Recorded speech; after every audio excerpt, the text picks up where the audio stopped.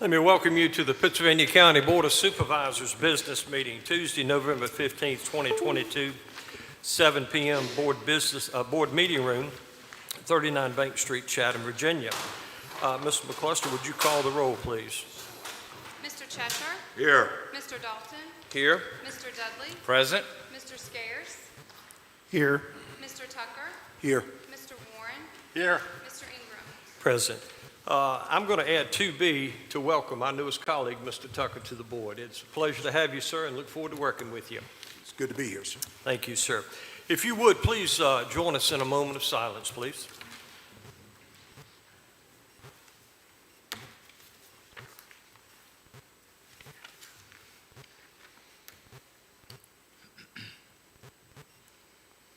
Thank you, and if you would stand for our Pledge of Allegiance. I pledge allegiance to the flag of the United States of America and to the republic for which it stands, one nation, under God, indivisible, with liberty and justice for all.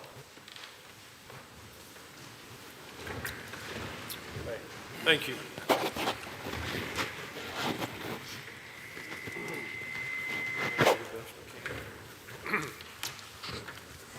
Are there any items to be added to the agenda? Yes, sir, Mr. Chairman. I was just passed this from Ms. McCluster. I make a motion to add the following items to the agenda under matters from work session. Item 13A, SRO grant. Item 13B, convenience center improvements. Item 13C, fire and rescue funding. Item 13D, land use deadline extension. All right, sir. Thank you. What about a second? I'll second. Go ahead, Tim. That's fine. Mr. Cheshire, is that you? Yes, sir. Thank you, sir. Okay, gentlemen, cast your vote.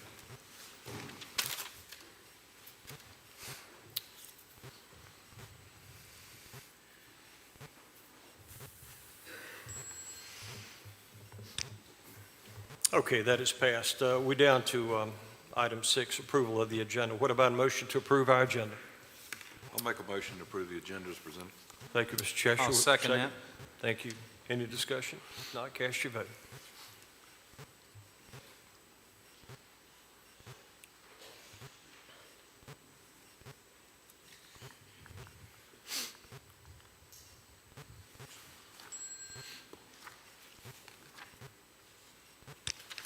And that is passed. And that brings us over to presentations. I think we have 3 tonight. Got to approve the consent agenda. We got to approve the Got consent to approve agenda. the consent agenda. Yeah, I'm sorry about that. What about a motion to approve the consent agenda? So moved. All right, what about a second? A second. Thank you, sir. Any discussion? If not, cast your vote. Yes, sir, Mr. Chairman. I Go have right ahead. discussion.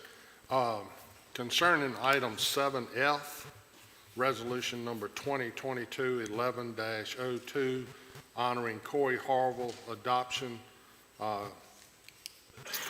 think that's wonderful, but I would like to add a caveat if this board is willing to amend that to also include some language in the proposal that I know we can't bind future boards, but we strongly encourage that once Bury Hill is open and we have roads being placed in there, Mr. Harville was instrumental in that Bury Hill project, and it would only be fitting should we name a road in memory of him in that, and I'd like for it to be on the record. I also think there is one of our other past members of Pennsylvania County that's now a citizen of Danville, but has been a real representative for the county, worked in here for a long time, that was one of the original founders, members of the RIFA board, and also been a part of the Bury Hill, that we include Chairman Saunders' name in that to be recognized in his honor, a road once those roads are placed in. And of course, we know that if a big company locates there, they're going to want one of them named after them, but it will be up to the board then to determine where these would be. But it would be nice to be on the record Having said that, I know that probably surprises a lot of the public because Mr. Harville and I didn't always agree a lot of times, but when it comes to the Bury Hill project and all, he was,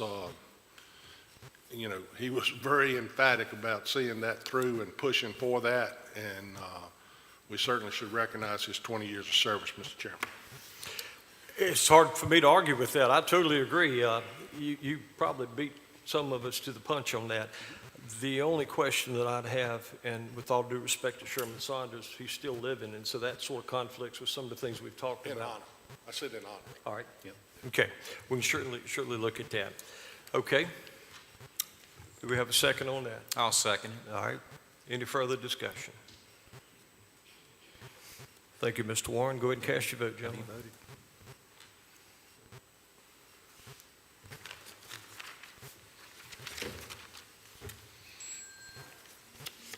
Okay.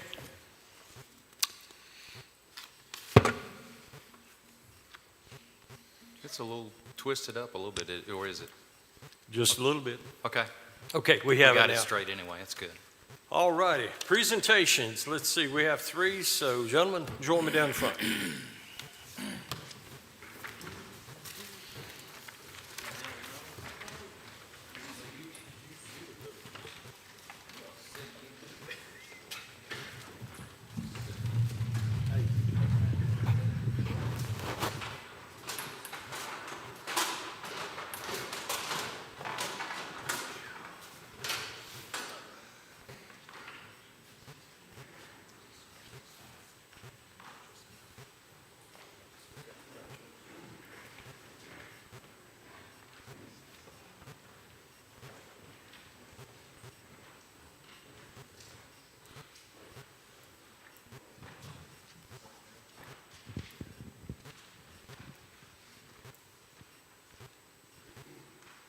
All right. I think first up is Joe Mannapply, right?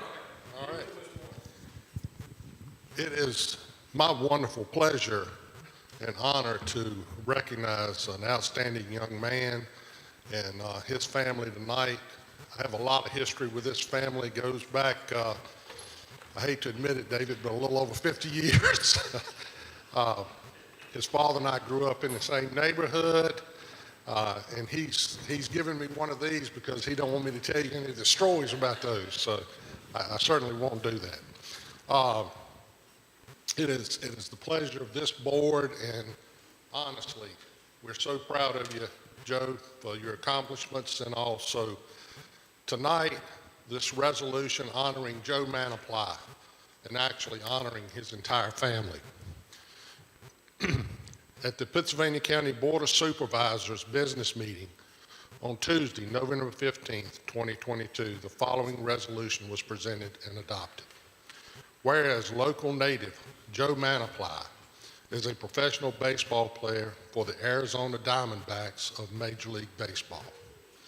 And whereas Mannapply was born on March 1st, 1991 in Danville, Virginia, and is the son of David and Mannapply. He has 2 siblings, Sam and Molly, and Mannapply is now married to Dr. Ella Mannapply.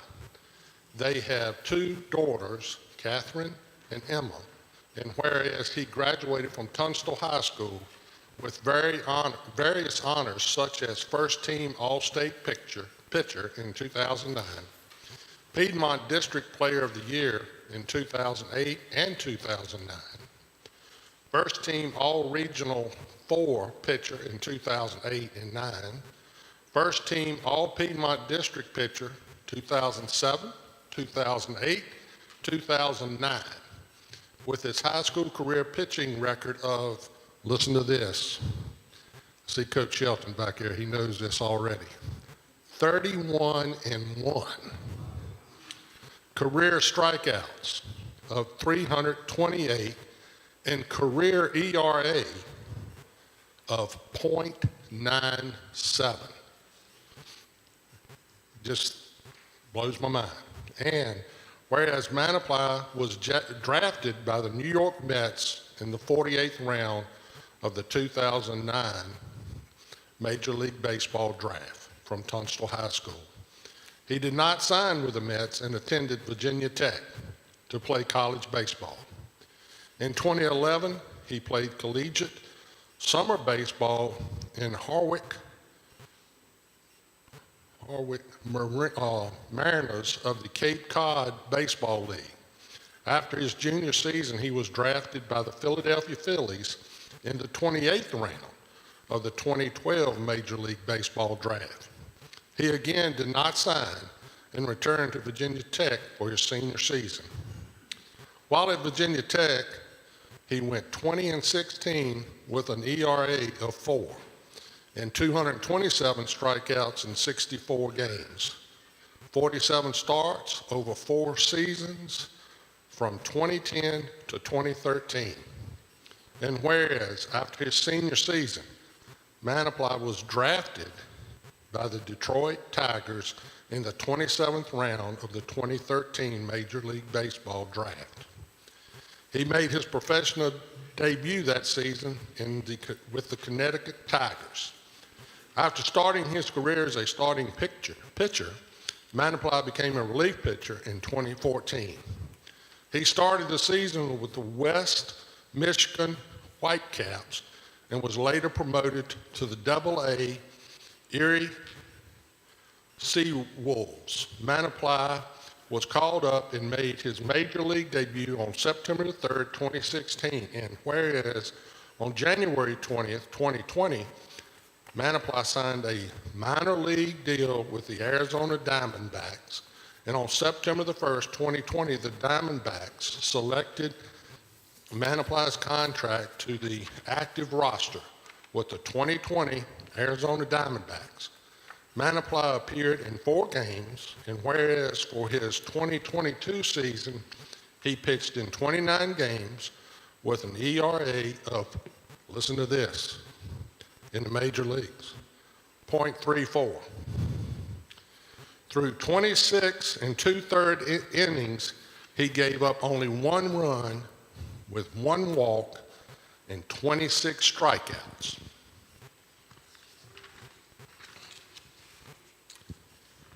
Whereas on July the 10th, 2022, Mannapply's dreams became reality. He was named to the National League All-Star team as a reliever. And whereas on July the 19th, 2022, Mannapply made his Major League All-Star game debut. He came out of bullpen in the 6th inning for the National League and faced Kansas City Royals outfielder Andrew, and I'd never get the last name right, so I'm going to jump over him, who grounded out to second on the first pitch he saw. Seattle Mariners rookie Rodriguez stepped in after putting on a show as a runner-up at the Home Run Derby on Monday. He chopped out to second on Mannapply's 4th pitch, a sinker, the outer half of the plate. That balled up Red Sox shortstop Alexander, I'm going to skip his last name too, a 4-time All-Star. Mannapply struck him out swinging on a changeup that dropped below the zone to end the frame. 1, 2, 3 on only 9 pitches. The 3 batters swung at 5 pitches and whoofed 3 times, all on changeups. And whereas Mannapply was also inducted to the Pennsylvania County Hall of Fame on November the 13th, 2022, where his accomplishments as an outstanding athlete at Tunstall High School and Virginia Tech, as well as serving as a role model for young youth in the county, will always be remembered. Whereas his countless hours and years of dedication to the sport of baseball is commended. It is the provision of outstanding service and exemplary leadership as an athlete, as well as the young citizens of the county, and his dedication to the success of the sport that led to this well-deserved recognition. Now, therefore, be it resolved that the board does hereby proclaim the date of July the 19th as Joe Mannapply Day in Pennsylvania County from this day forward for infinity. And now, therefore, it be finally resolved that the board hereby expresses its admiration to Mannapply for his baseball accomplishments and wish him the best in all of his future. Adopted the 15th day of November 2020, Robert W. Warren, Chatham Blast District. William V. Vic Ingram, Chairman, Pennsylvania County Board of Supervisors, and J. Vaden Hunt, Esquire, Clerk, Interim County Administrator of Pennsylvania County. Before we make the presentation, I think you need to know a little bit more about the inside of this story. This young man had great support with his family, but he had determination that just blows your mind. He suffered injury, even had to have Tommy John surgery. But he taught us all something. You don't give up on your dream, and you don't quit. There is no quit in Joe Mannapply, which is throughout his family. Very athletic family. His father was a very successful athlete at Elon College. His brother's an outstanding golfer. So it runs in the family. But I'm so happy for you and your accomplishments, Joe. But I'm also so happy for the family because they're a good Christian family and they're great ambassadors for Pennsylvania County. And we appreciate you all very much. And Joe, if you and the family will come forward, say a few words.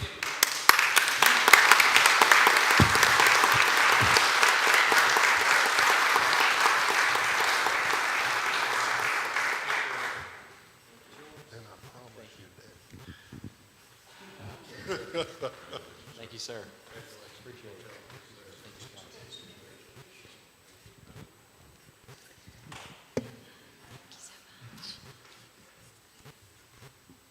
Yes, I'm glad my family gets to share in the standing up here with me. But yeah, I mean, I wouldn't be where I am without, this group of people right here. They've, they pushed me to keep going, and, they always supported me. So this means just as much to them as it does to me. And, me and my whole family were honored to accept this. And, you guys didn't have to do this, and but it means a lot. So appreciate it.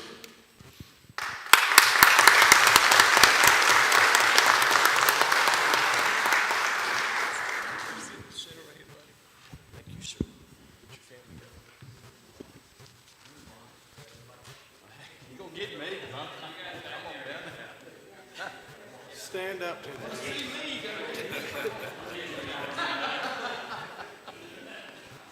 I'll give you, yeah.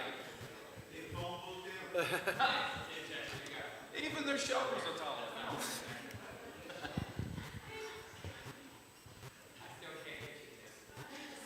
Tibbs, go stand on the stage.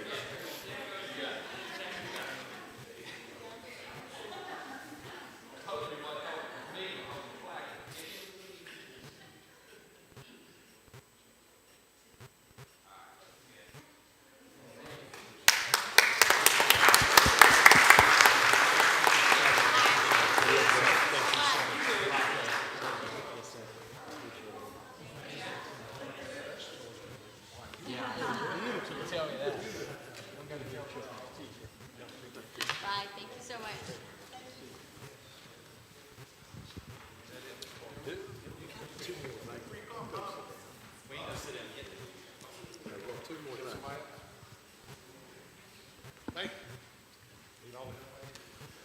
I'm going to do this a little different. Gene, Tina, would y'all please come up here?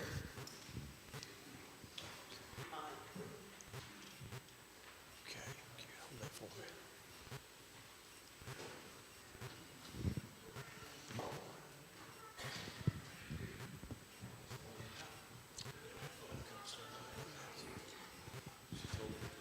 Oh, absolutely. Don't want to block her. Gene, I have the honor of presenting you with this resolution to honor your husband, the late Corey Harville, Tina, your daddy. And let me read this to you, and then I'll have a few words. Resolution honoring Corey E. Harville In Virginia, at Pittsylvania County Board of Supervisors business meeting on Tuesday, November 15, 2022, the following resolution was presented and adopted. Whereas Corey Emmett Harville was born on July 19, 1943 in Danville, Virginia, and he was the son of the late James Washington Harville and Essie Eanes Harville.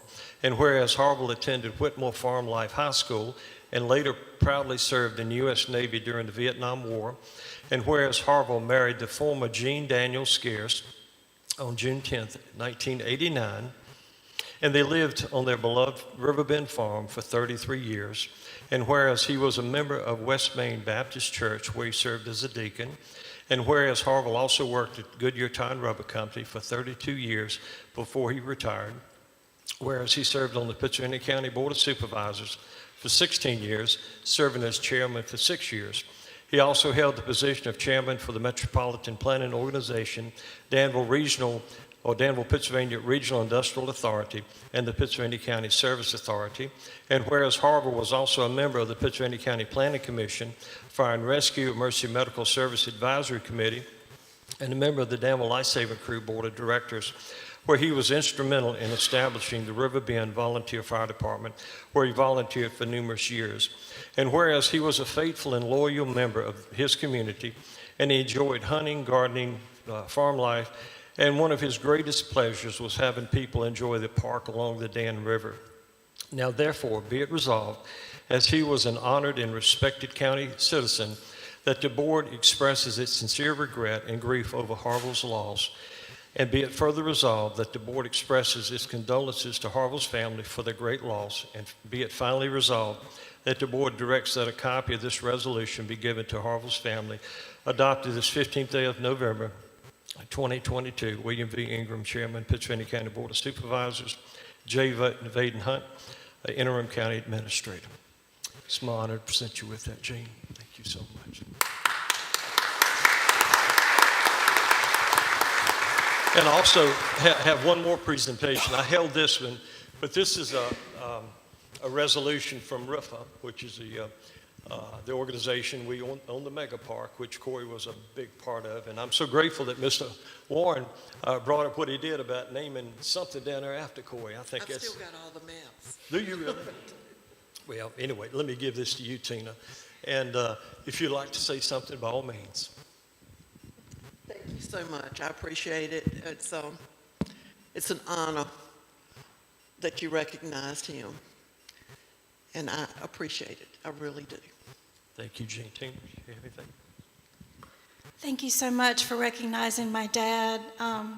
He loved serving the county. He grew up in the county and loved his farm, as you said in the resolution. And he loved the people of the county. And I just appreciate the honor. All right, thank you. Give him a hand, please. Thank you.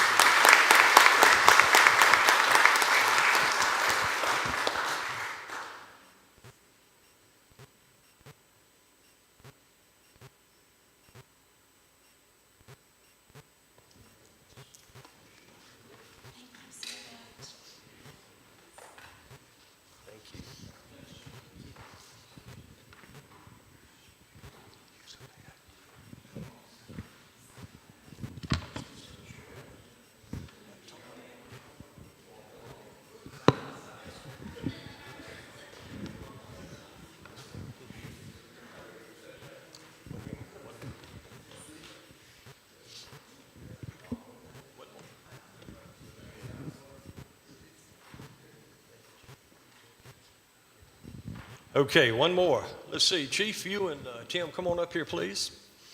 This is Resolution 2022-11-03, and it's a resolution honoring Bachelors Hall Fire and Rescue Department's 60 years of service. Tim, you coming up? Okay.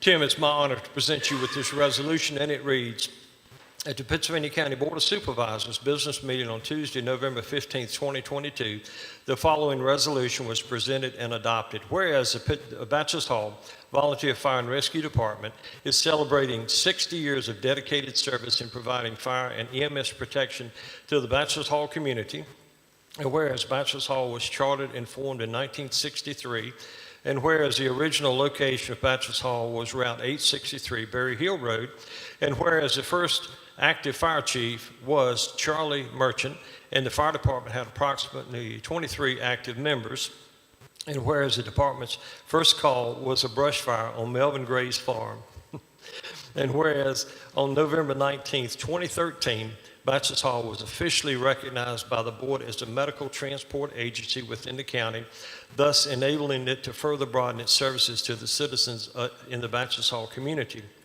And whereas Bachelor's Hall is presently located at 1301 Berry Hill Road, directly across from where the original station was, and whereas Bachelor's Hall has 22 dedicated members, with Tim Cassell serving as fire chief, and be it hereby resolved that the board, on behalf of the county citizens, and congratulates and thanks Bachelor's Hall and its members for providing 60 years of invaluable service to county citizens, and the board wishes Bachelor's Hall and its members a safe and successful future, providing protection to county citizens, and be it further resolved that a copy of this resolution be presented to Bachelor's Hall, adopted this 15th day of November 2022. William V. Ingram, Chairman, Pennsylvania County Board of Supervisors.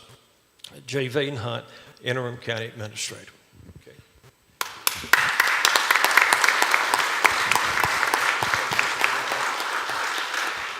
Thank you very much. I've been chief for the last 2 years. I guess unfortunately I'm chief next year too. I was voted back in. We're looking forward to new members in the next 60 years.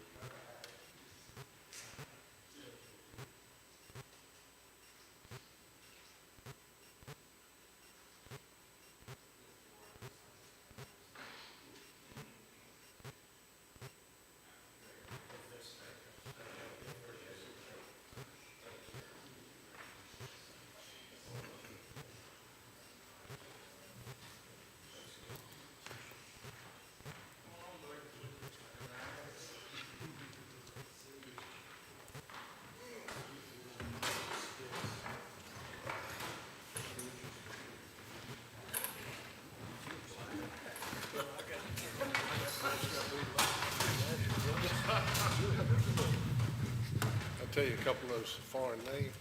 I wasn't going to butcher them. I just skipped them. I don't know what you said. I had to skip them. I hate to butcher somebody's name. Thank y'all for that. We're down to item 9, which is the hearing of the citizens. And I'm going to read this, and I will tell you uncategorically that it will be enforced tonight. Each person addressing the board and the hearing of the citizens shall be a resident or landowner of the county, or the registered agent of such resident or landowner. Each person shall step up, give his or her name and district in an audible tone of voice for the record, and unless further time is granted by the chairman, shall limit his or her address to 3 minutes. No person shall be permitted to address the board more than once during hearing of the citizens. All remarks shall be addressed to the board as a body and not to any individual member thereof. Hearing of the citizens shall last a maximum of 45 minutes. Any individual that is signed up to speak during this said section who does not get the opportunity to do so because the aforementioned time limit shall be given speaking priority at the next board meeting. Absent chairman's approval, no person shall be able to speak who is not signed up. Ms. McCluster, who do we have signed up? Jim Scares.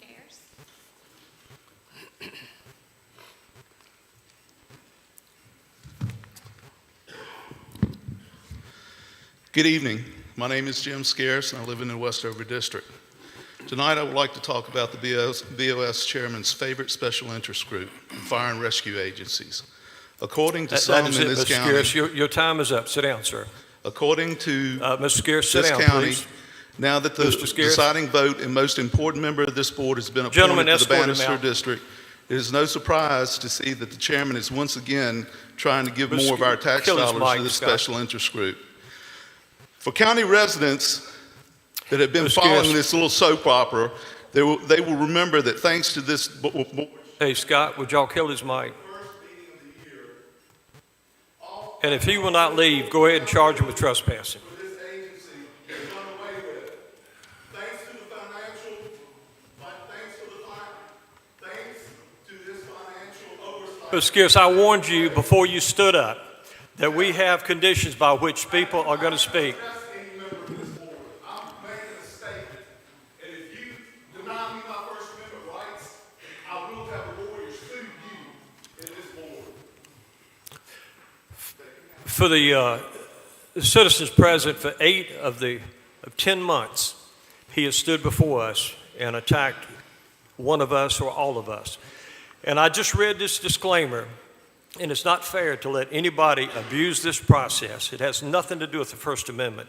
You cannot run into a movie theater and yell fire. You cannot stand up in a courthouse and disrupt the service, and you're not going to disrupt our meetings. So he was forewarned. Who else do we have, Caitlin? Vanessa Scares.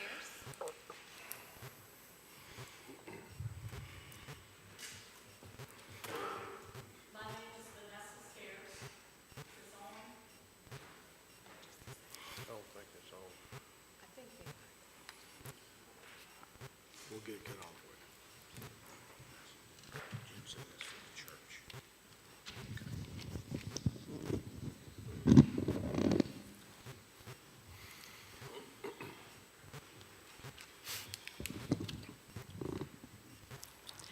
My name is Vanessa Scarce, and I live in the Westover District. Since there have been no resignations since the last meeting, I trust that each of you is ready to serve all county residents and stop playing politics. The fact that someone last month stated that the seat now held by Supervisor Tucker is the most powerful seat on the board and represents the swing vote lets everyone know that citizens are aware that playing politics is exactly what has been going on in our county. I think that every vote carries the same amount of weight, and each voice is very important. I would encourage everyone that actually watches online to come to Chatham and participate in this in person. That way, when the news reports things incorrectly, you'll know it. As an example, I'd like to state that the Star Tribune said that Supervisor Scarce appointed his brother to the DSS board, when in reality, Supervisor Scarce nominated his brother, and then he was appointed to the DSS board with a majority vote of this Board of Supervisors.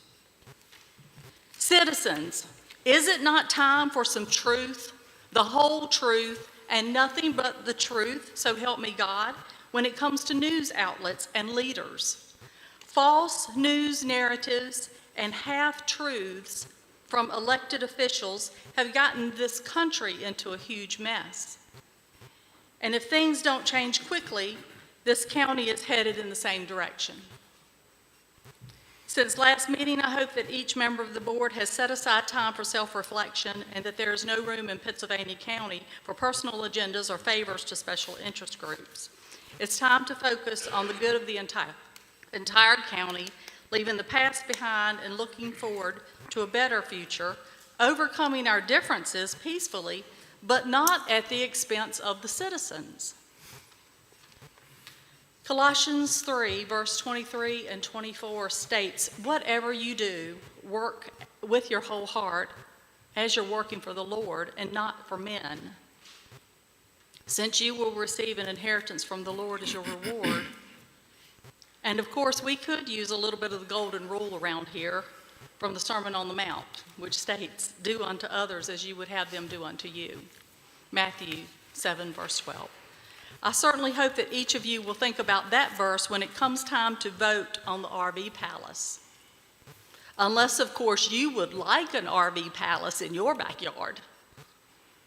For months now, I've not heard one single citizen step up and speak in favor of this project.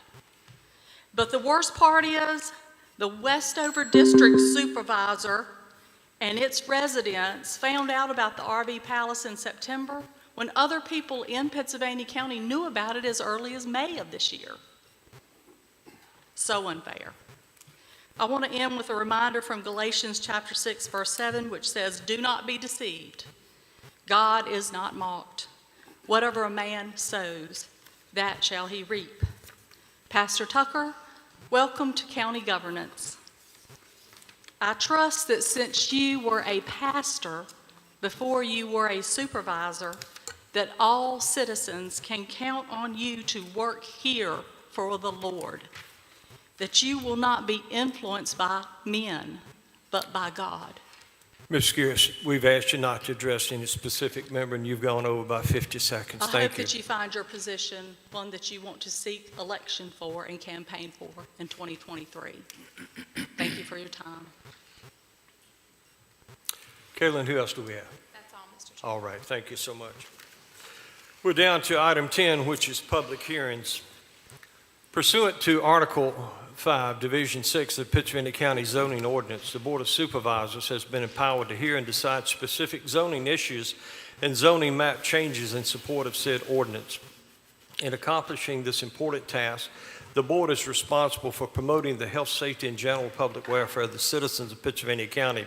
The board must ensure that all of its decisions and regulations be directed to these goals and that each be consistent with the environment, the comprehensive plan, and in the best interest of Pittsylvania County and its citizens. Case number 1 is public hearing R22-32. I'll open the public hearing at 7:37. Ms. Ragsdale. Case R-22-032, Deborah and Timothy Denoto have petitioned to rezone 53 acres located on State Road 311, Berry Hill Road in the Westover Election District from R1 Residential Suburban Subdivision District to A1 Agricultural District to allow for additional dwelling to be constructed on the property. On October 4th, 2022, the Planning Commission recommended by an 8-0 vote with no opposition that the petitioner's request be granted. Once the property is rezoned to A1, all uses listed under Section 35-178 are permitted. The staff summary is enclosed in the board packet. Mr. Chairman, Mr. Denoto is here to represent the petition. Thank you. Come on down, sir.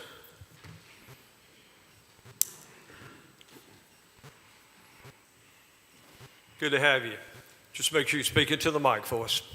Thank you. Thank you, sir. Timothy Denoto, Berry Hill Road, Danville, Virginia.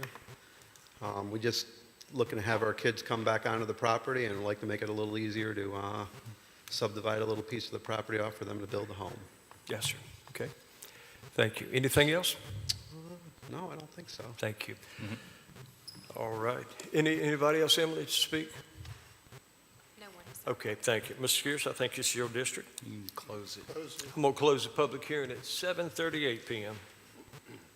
This one isn't easy, and if it's key, there was no opposition. It was an 8-0 vote from the Planning Commission. So for me, this case R22-32, I make a motion to approve the rezoning of 53 acres from R1 Residential Suburban Subdivision District to A1 Agricultural District to allow for a second dwelling to be placed on the property. I'm going to second that. Any further discussion, gentlemen? All right, not to cast your vote.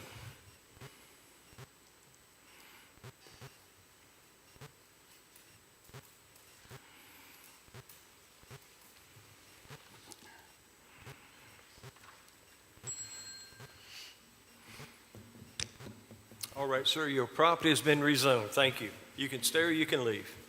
Thank you. This is case number 2, public hearing R22-029, J. Cubis Holdings. I open the public hearing at 7:39 p.m. Ms. Ragsdale. Case R-22-029, J. Cubis Holdings, LLC, has petitioned to rezone 90.08 acres located on State Road 872 Vandola Church Road in the Westover Election District from R1 Residential Suburban Subdivision District to A1 Agricultural District to allow for a campground as a future use. On September 6, 2022, the Planning Commission recommended by a 5-3 vote with opposition that the petitioner's request be granted. Once the property is rezoned to A1, all uses listed under Section 35-178 are permitted. The staff summary is enclosed in the board packet. Mr. Chairman, Mr. Kubas is here to represent the petition. All right, Mr. Kubas, would you come down? Emily, I'm going to have some questions for you as well. Thank you. Come on down, sir.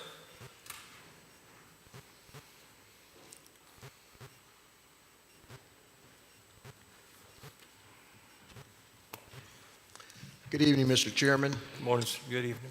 members of the board, Mr. Hunt, staff, and residents of Pittsylvania County. First and foremost, thank you for the opportunity to finally stand before you and make our presentation on our case. There's no question this has been a very challenging ordeal, but in my opinion, mostly it's been because of there has been inaccurate factual information that's been out there. And as a result of that, obviously many people will react and have reacted, especially in this community. My request is to make the presentation, I'll try to be as brief as possible. After the Planning Commission hearing, I sat there, and actually at the Planning Commission hearing, I sat there and listened to every concern that the citizens brought forth. After the Planning Commission hearing, we went back and addressed every single issue that was brought forth by those citizens. Tonight, there's been some modifications to the project. It's my understanding that you have a copy of the presentation that was provided to you. I believe it was originally it was going to take place in October. I requested a continuance because of the present situation at the time with the board, where it was still missing a board. It wasn't a full board, and that request was granted, and that's why we're here today. So I'd like to make that presentation specifically for the purposes of addressing the issues that were brought forth at that Planning Commission hearing by the citizens of Pittsylvania County, or the residents, I should say, of Westover, if I may. Yes, sir.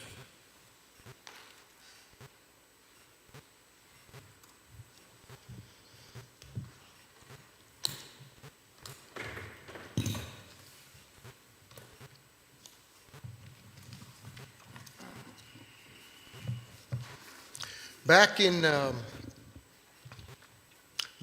May, we put under contract approximately 106-acre property. That portion of the property, there we go. It's a 106-acre property that lies off of Riverside Drive. That property is comprised of 5 parcels. The city-county boundary line goes right through the property. The 2 parcels that are on Riverside fall within the jurisdiction of the city, and they're zoned commercial. The 3 parcels behind it are the ones that are zoned R1 and are subject to this application request. Now,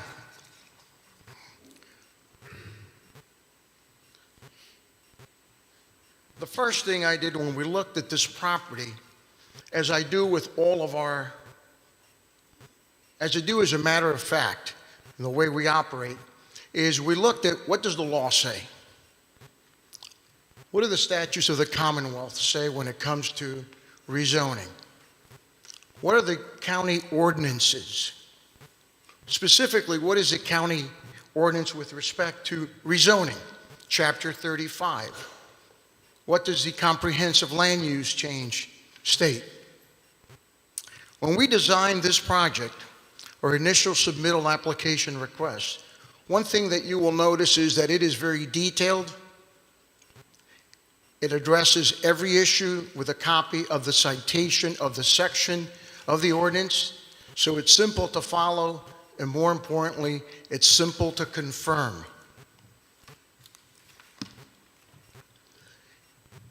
The code ordinance, or the county ordinance, chapter 35, which is zoning, was originally approved by the Board of Supervisors in 1991. This was a composition of work done by the citizens in putting it together, as well as the Economic Development Department at the time. That ordinance, approved in 1991, has subsequently been ratified, modified, I should say, ratified, approved, and adopted 36 times thereafter.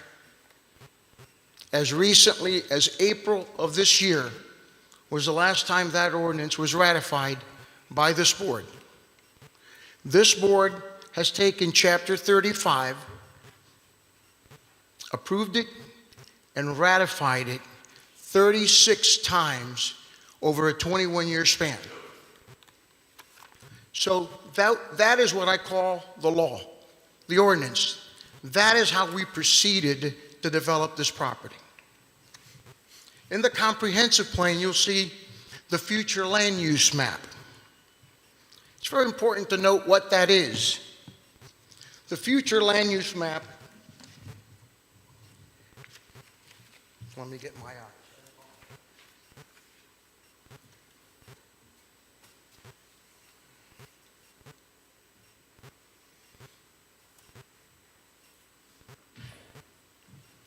Sometimes we still think we can see things. The future land use map of Pittsylvania County identifies what each section of that future land use map entails. The property sits under medium to high density residential. The northwest quadrant of the property sits in commercial because it sits inside the economic development corridor. This wasn't a decision that was made originally just by Pittsylvania County. It was made in conjunction with the city. Because when we look at the continuation of that area of the map, which is the area that falls under the city did the same thing. All those properties along that corridor are commercial. Chapter 8, page 15 of the comprehensive plan, under the economic development corridor, states the following.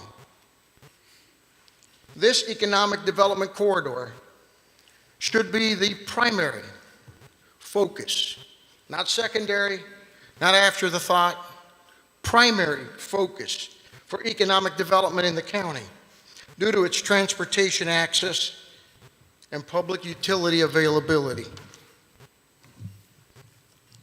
With respect to the section of the subject property that has a future land use of medium to high density residential, again, the comprehensive plan this board approved calls for public utilities should generally be available or could be reasonably extended in the future. High density uses such as multifamily apartments, duplexes, townhouses, as well as PUDs, planned unit developments, should have direct access to public utilities. The subject property will have direct access to water and sewer. That area, water and sewer, is provided by the city.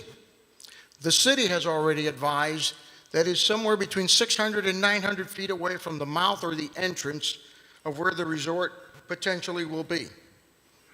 However, in addition to what I just stated, the comprehensive plan also says conflicts between high density, multi-density, and medium density single family should be minimized by careful sitting, screening, and buffers. This resort has been designed with buffers that are much greater than what the actual code requires.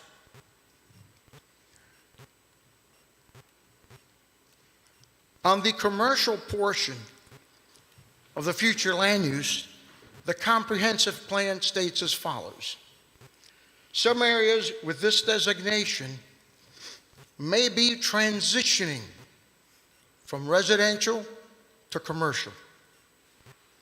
The commercial designation does not mean that residential uses must be stopped, but rather reflects that a trend towards commercial development is occurring and that rezonings may be appropriate. In some areas of the county, the commercial development that is expected to occur is considered to be in the commercial corridor. That is that purple section that you see on that map. That can be found in Chapter 8, page 14 of the future land use map. So now that we have an idea what the county decided moving forward as a future land use of this area, the question is, what did the city decide? A continuation of this section gives us a very clear indication of what the city decided.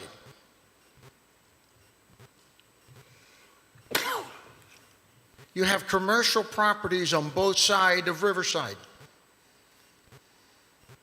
You have the 2 commercial parcels that are part of our property.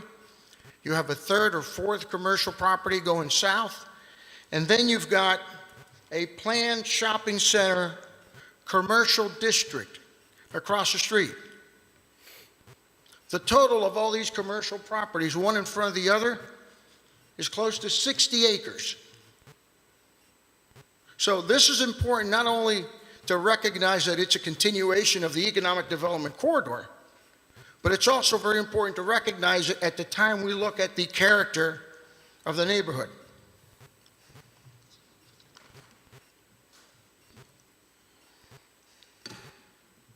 What have we done since the Planning Commission hearing? I sat there and listened and took notes, mindful and respectful of every resident who stood up and spoke. And by the way, I want to say this publicly, because I did not interpret comments made by a gentleman by the name of Mr. Fuller. I owe Mr. Fuller an apology, and I want to make that apology public. I'm a man of my word. My integrity and my character are the only thing I'm going to take with me. And in this process, it's been challenged. It's been challenged by people who've made comments which are baseless, are not based on fact, and slanderous. Yet these are people that have never spoken to me, never texted with me, never corresponded with me, never spent 1 second of their lives knowing who I am as a human being.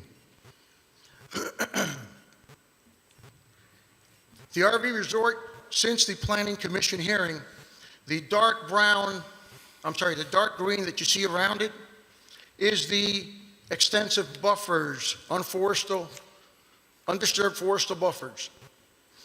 The first thing that we did after the Planning Commission hearing is that we eliminated the access onto Vandola Church Road. Originally, that access was only designed for safety purposes, for EMS. However, it created an uproar, and I understand it. I fully understand. But it was never intended to be an access to the resort. So we have completely eliminated all physical or visual access off of Vandola Church Road. There is no access any longer on Vandola Church Road. As a matter of fact, we continued the undisturbed forestal buffers that range anywhere from 82 to 85 feet, all the way across to Vandola Church Road. The buffers on the west side of the property range anywhere from 106 feet to 728 feet. And on the east side of the property, from about 100 feet to 206 feet. The reason it's called the Palace, the reason it's called the Palace, and we refer to it as a luxury RV resort, is to distinguish the fact that it's not going to be a mobile home park. The reason those pictures are up there is to give you an idea of the level of investment and commitment to the resort. Those are the fountains at the entrance of Caesar's Palace in Las Vegas. That is the pool at Caesar's Palace in Las Vegas. Our goal is to build something along those lines, and that's why we call it a luxury RV resort. Mr. Chairman, What we want to bring to the community, not only is it a luxury RV resort, but we also want to bring what's called a premium product. So it becomes a tourist destination and a tourism driver for the area.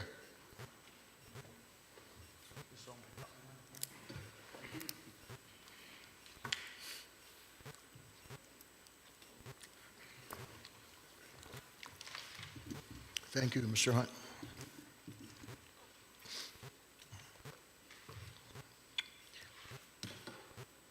I'm going to address, I think, the main issues or topics with respect to the resort based on a lot of the comments or most of the comments that were brought forth at the Planning Commission hearing.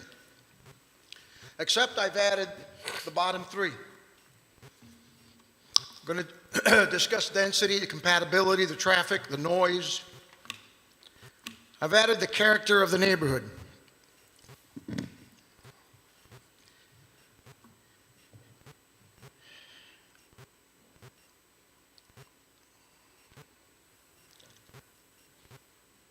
I'd rather not address publicly why I've added the character of the neighborhood. But I've added it, and we'll discuss it. I've added the actual economic impact in general and specifically what this resort will bring forth to Pittsylvania County residents. And we will discuss that if, regardless of the fact that we provided a submittal per the law, by the book, per the ordinance, per the comprehensive plan, despite the fact that we've done that, this still could be denied. This board has that power. The question is, if it's denied, what do we do with the property? We'll discuss that as well. A little difficult to see, and I apologize for that. But this is a list of the actual districts, Chapter 35, your zoning district. You have your 3 or 4 residential, and I apologize, they're so difficult to see, but you have a copy of this, a print copy of it. When you look at the density comparison, according to Chapter 35, the zoning district, we have to rezone the property to agricultural. It is the only zoning district that allows an RV resort. And after it's rezoned to agricultural through a special use permit under sections 35-177 and 179. When you look at the density comparison, the question is, what does Chapter 35 tell us we can do once the property is rezoned? That's found in section 35-138, subsection D. The density comparisons of the chapter for RV resorts is 20 units an acre. 20 units an acre. However, if you look at line 2 of this comparison, we're requesting 5 units an acre.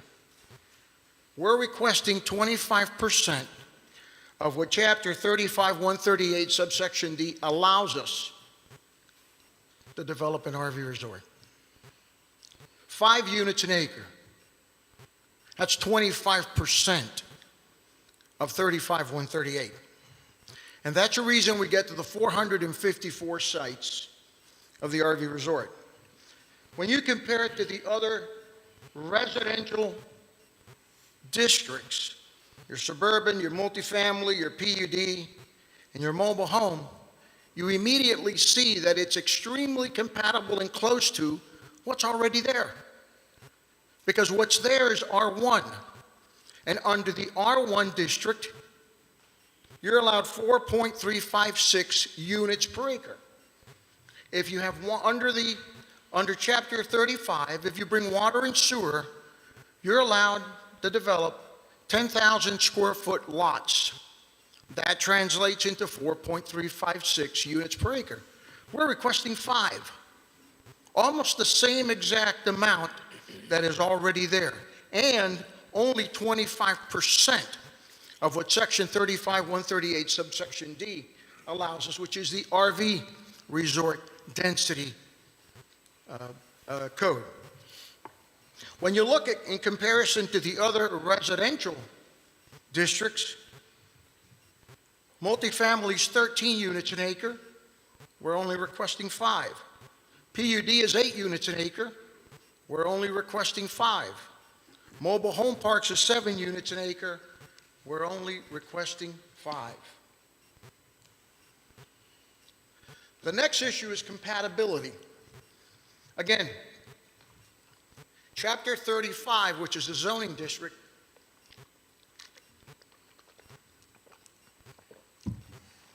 Chapter 35, excuse me, which is the zoning district, approved in 1991, amended 36 times by this board thereafter, over a 21-year span, shows us, from a compatibility standpoint, that we have to zone the property to A1. There's no other way around it. When you look at the surrounding properties that abut to or share a property line with the subject property, you find A1 parcels totaling 68 acres. There is already 68 acres of existing A1 abutting to the subject property. We're requesting to rezone 91 acres in total. It's 90 plus, but to keep general numbers. So you're looking at the subject property has an A1 property already abutting to it, 75% in size of the subject property, 68 acres.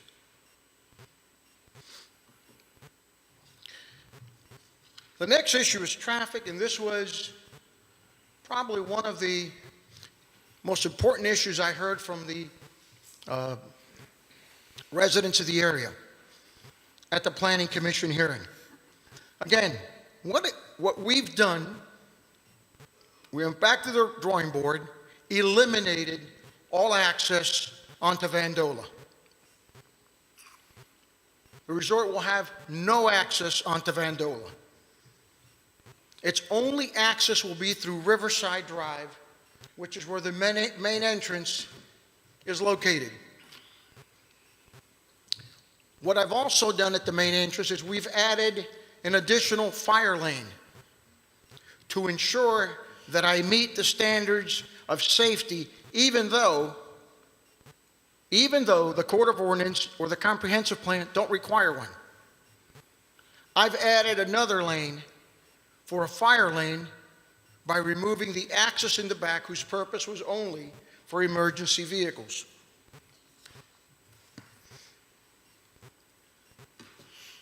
The next issue that was raised is noise. Without getting too technical and too in-depth as to how to measure noise, we basically went to 3 different sources to do so. The American National Standards Institute specifications for noise levels, the United States Department of Transportation, 1995, and the Washington Biological Assessment Preparation and Assessment Manual. Those are the 3 that were used to make these calculations.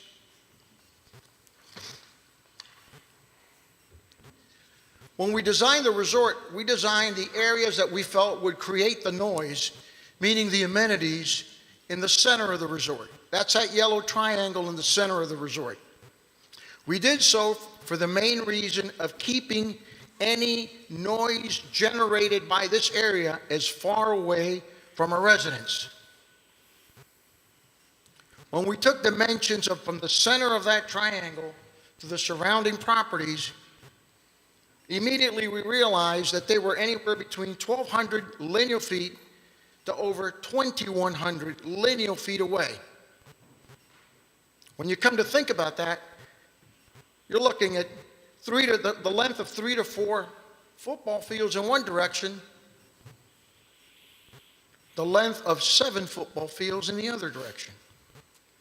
So noise generated at the pool or bar and grill or at the tennis courts in that triangle will have to travel through the RVs that are parked at the resort, go across the interior perimeter road, go through undisturbed forestal buffers that range from 82 feet to 728 feet just to reach the edge of our property line. When we looked at how would we be able to calculate the decibel levels created at that area, they all ended in 0 because the distances to the neighbors was extreme. But there may be a second noise generator, and that could be the interior perimeter road. When you come off the entrance of the resort from Riverside Drive, that yellow line is the interior perimeter road. The first thing that's important to note is that on the upper right-hand corner is the speed limit. It's 10 miles an hour. The main reason RV resorts have speed limits at 10 miles an hour, 8 miles an hour, or 12 miles an hour, the first reason is safety. The second reason is because by bringing in rigs at 10 miles an hour, their RPMs significantly are reduced, and the decibel levels the engines generate are also significantly reduced. But irrespective of the distances, irrespective of the applications used to arrive at decibel levels, what does the law say? I always go back to the law. As a law-abiding person, I always go back to the law. And in this case, it's ordinances.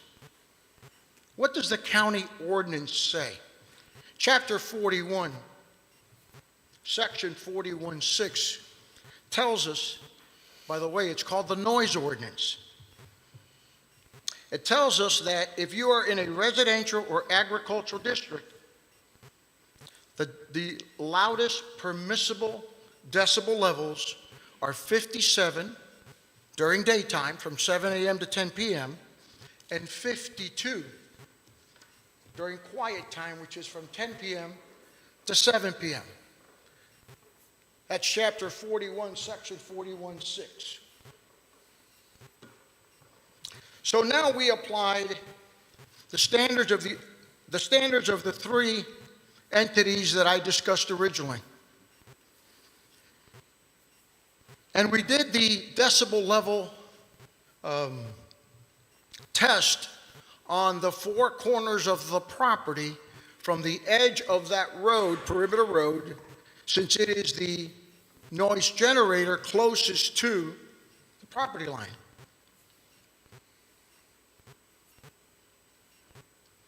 We saw that the front setback only says 150 feet, even though site plan shows 475 feet. And the reason I did that is because the 475 feet are from the edge of the entrance building all the way out to Riverside.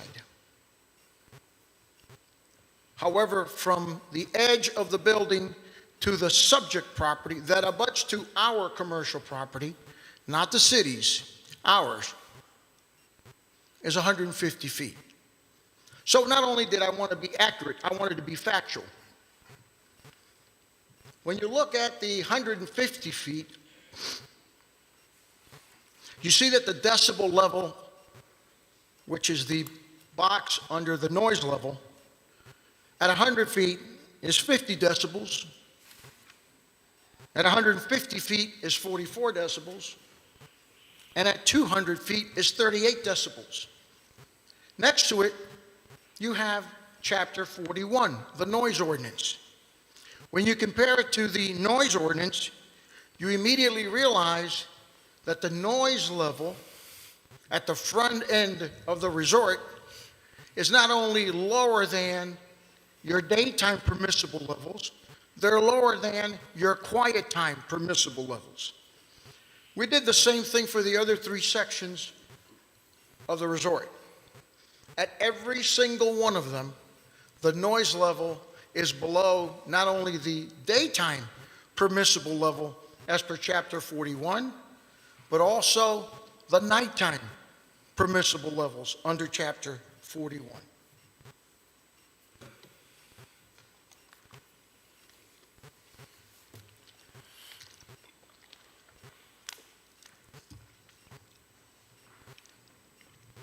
I did not address the character of the neighborhood nor the actual tax revenue generated by the resort for the county, simply because when I reviewed the comprehensive plan, the code of ordinances, and the procedures of the county, the Planning Commission doesn't review that, to my understanding. The Planning Commission wants to ensure that what we've submitted meets code, meets the code of ordinances, meets procedures, and meets the comprehensive plan. But today we're going to discuss the character of the neighborhood, because at that Planning Commission hearing, that's one of the main factors that I heard. In addition to those factors, I've been advised to some of the writings that have gone on social media. And honestly, I'm pretty disturbed, because some of those writings not only are factually incorrect, slanderous in nature, but attack my integrity and attack my character. And no one who stands at this podium as an applicant to bring a project to this community deserves that kind of a treatment, especially when you have no clue who that individual is. Again, the project has been completely sealed off from Vandola Church Road and the surrounding neighborhood. The access to the project is exclusively through Riverside Drive. There is no access, physical, vehicular, pedestrian, or visual from anywhere around the resort unless you stand at the entrance on Riverside Drive.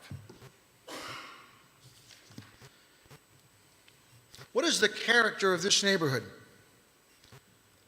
The comprehensive plan, code of ordinances, doesn't define exactly what is the character of the neighborhood. However, it gives you an idea in several sections of the code. In section 35-753, subsection 24, it reads as follows: all property owners contiguous to and sharing a property line with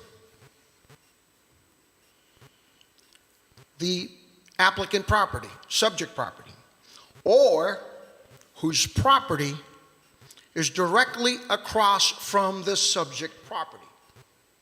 That's what the Code of Ordinance, Chapter 35 states. Now, when we look at the character of the neighborhood, we can't just focus on a section or a portion of the character of that neighborhood. We have to focus on the entire character of the neighborhood. In this case, because the properties lie between the city and the county, you have to look at both sides of the character of this neighborhood. On the left-hand side, you have the county's map.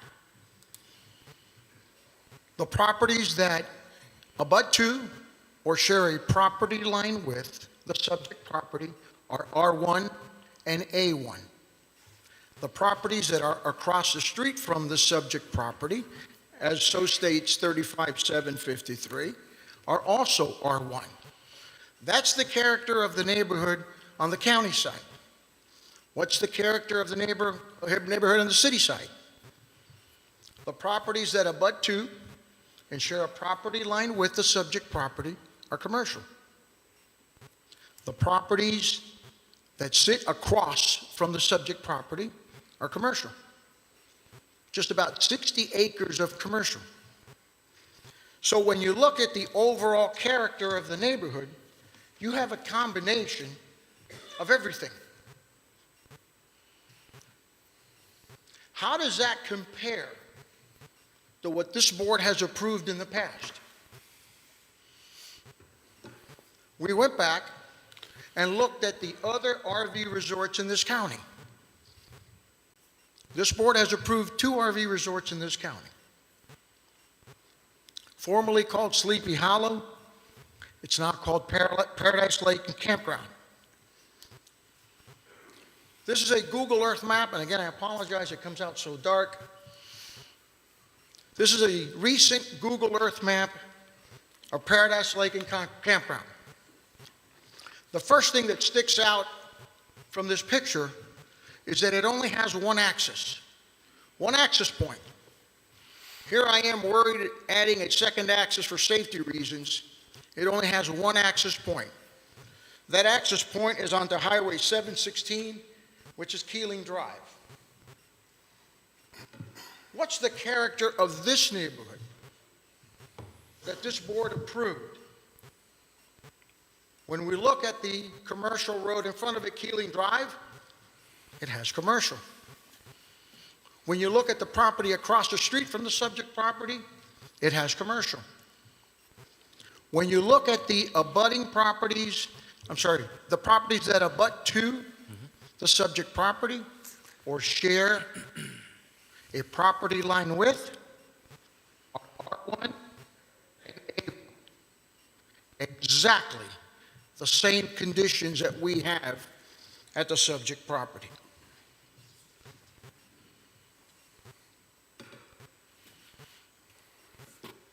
The second resort, it's called Elkhorn Lake and Campground.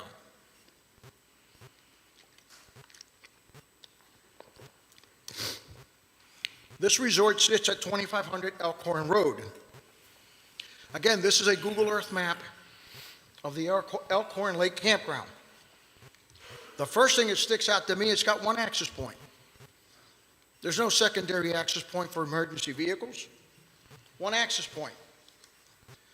That access goes out to Elkhorn Road. The question is, Elkhorn Road, which is the commercial portion of the property, what is it zoned? Zone commercial. What is zoned across the street from Elkhorn as per section 35? Commercial. What are these surrounding properties that abut to or share a property line with this subject property? A1 and R1. Identical circumstances to the subject property. The only difference between Elkhorn and us is they have a greater degree of A1 than R1. Ours, we have a greater degree of R1 than A1. At the Planning Commission hearing, a young lady stood up who's also an RVer and commented that most of the RV places she goes to are commercial. Not only am I an RV businessman, but I am also an RVer. And although it's very easy to believe that a RV resort is in a commercial district, because there are commercial businesses as you go into the resort or around the resort, most of the RV resorts are in residential districts. And that's because they are transitional in nature. They're transitioning from residential to commercial. Right now, we have two projects. Two of our projects are in pre-development. But both of these projects in Florida have already been approved. The first one is Crystal Oaks RV Resort. It's in Citrus County, Florida. The square in the center is a subject property. It's a 25-acre property. When we look at the character of the neighborhood of this property, we see that directly across the street you've got Canterbury Lakes Estates. That's a 252 single-family residential development. They also have one access point onto Highway 486, East Norville Bryant Highway. They share that access point with us. In other words, we actually had to align with them. What is to the east of Canterbury? You got Highway 41. It's got sporadic commercial. But everywhere surrounding Highway 41 along the lake, it's all residential. Going south across the lake, it's agricultural and residential. Going back west behind the subject property, it's low-density residential, 2 units an acre.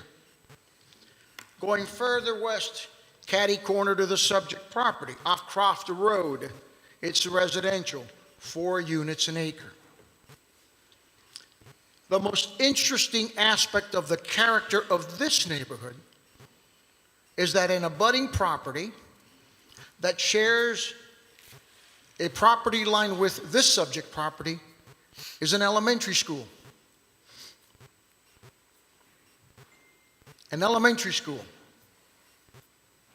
which basically says that if this resort would create intensity from noise, traffic, or any other type of intensity, it would have never been approved sharing the property line with an elementary school.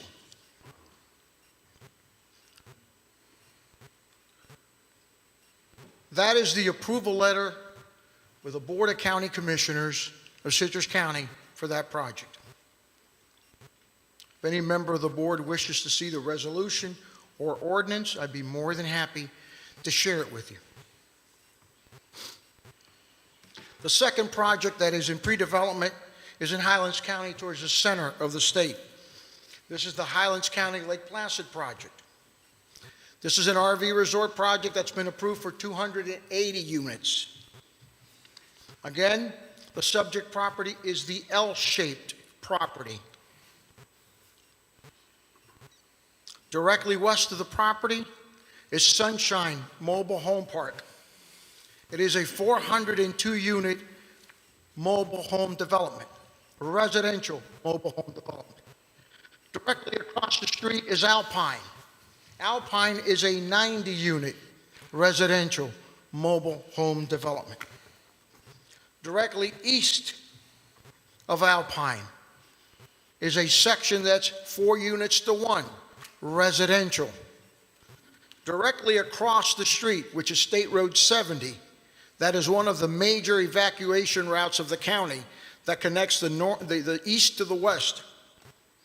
You have 300 acres of agricultural, orange groves. The character of this neighborhood is strictly residential. There is no commercial. The commercial properties are located a quarter-mile away on US 27, which is the north-south corridor. That's the approval letter by the Highlands County Board of County Commissioners of that project. And as well, if any member of the board wishes to have a copy of the resolution and ordinance, I will be more than happy to provide it to you.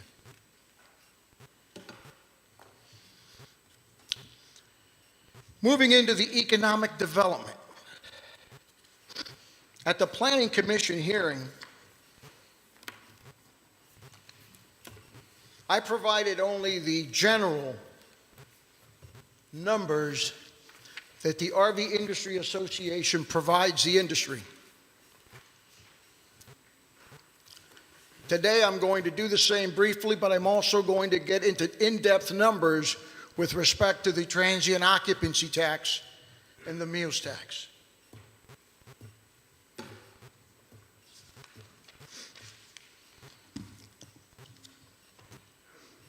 The RV Industry Association, REVA for short, it's the leading voice that protects, monitors, and governs the industry to ensure safety and ensure that we have the proper representation in Washington as well as in other communities. When we look at where we stand, where we are geographically located, REVA tells us that in the state of Virginia, the RV industry has an economic impact of $2 billion on a yearly basis. The RV industry has a $2 billion economic impact on the state of Virginia. However, we're 3 miles away from the border with North Carolina.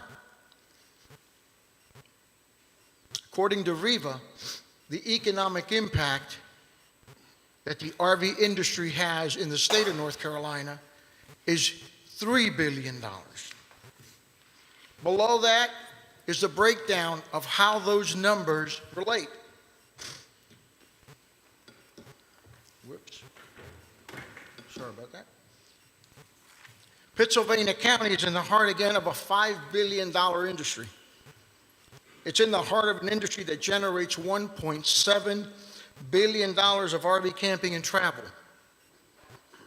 Pittsylvania County is in the heart of an industry that creates 1,000 businesses that benefit from the industry, 22,000 jobs, and in excess of $1.5 billion in wages.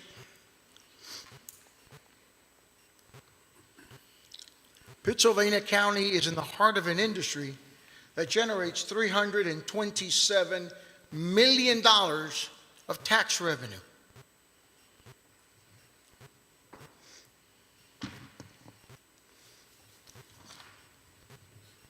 As such, not only will Pittsylvania County benefit from this project, as will we, but so will every other surrounding business who is desperately begging for tourism, desperately begging for traffic. Many of these businesses were lost in COVID. Those that remain, and I've spoken to, are hanging by a thread.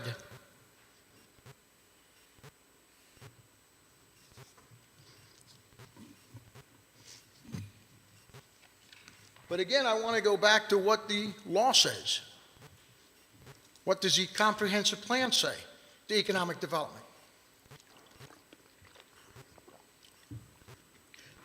It sets forth goals and objectives.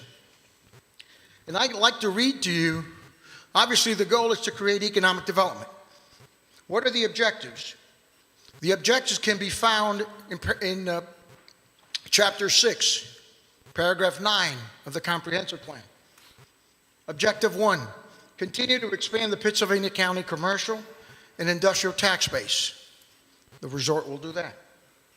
Enhance the long-term visible attractiveness of the county and major commercial corridors. Because of where it's located in the economic development corridor, it will certainly enhance the visual attractiveness of the county, which is exactly what Caesars did for me and was the driver that brought me here. Expand job opportunities for Pittsylvania County residents. The resort will certainly do that. Increase the visitation. Objective 4, increase the visitation and tourism to Pittsylvania County. This is a tourism driver. This is a tourism destination project. This is a Caesars brand premium project. I'm not going to take credit for that. Those were the comments provided to me when Lisa Merriweather, Director of Tourism, saw this project. Promotes Pittsylvania County as an attractive location for economic development. It's exactly what this project will do. Objective 6, encourage mixed-use development in appropriate areas. It's exactly what the RV resort is, because it is a transitional project.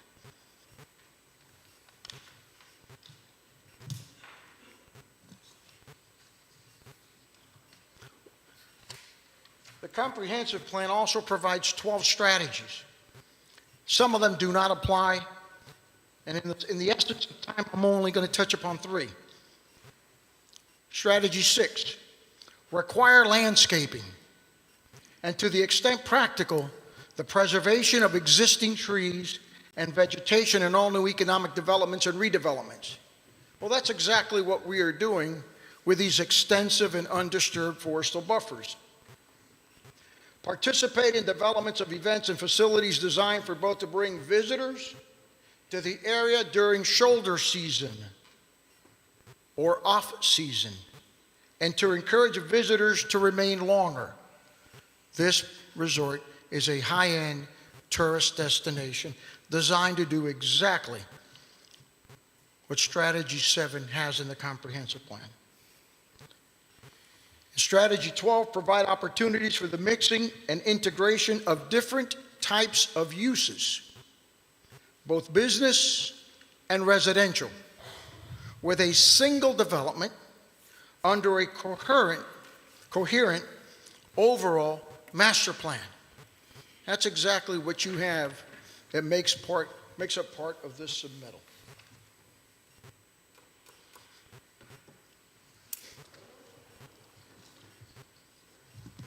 So now that we've got all of the general economic development issues out of the way, what exactly,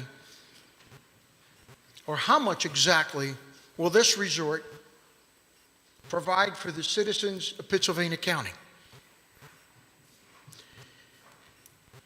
Earlier this year, in January of this year, actually the board had approved previously the transient occupancy tax that came into effect in January of this year.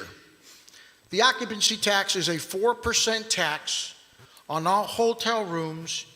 Campgrounds are also included, of a stay of 30 days or less. This resort, again, it's a tourist destination. It is not for permanent residents. Slide 32 shows you in great detail what that number will be. From left to right, we have 3 different types of sites: back-ins, luxuries, and pull-throughs. Gives you the number of each site totaling 454. It gives you your average daily rate. It gives you your daily revenue, monthly revenue, and yearly revenue. As you go down on that list, it gives you numbers based on occupancy at 100% all the way down to 50%. And as you move to the right, the application of the transient tax, and the meals tax. The meals tax has been forecasted at only $10 a day per site, not per person, per site, because I want to be conservative. I'm not here to embellish any number.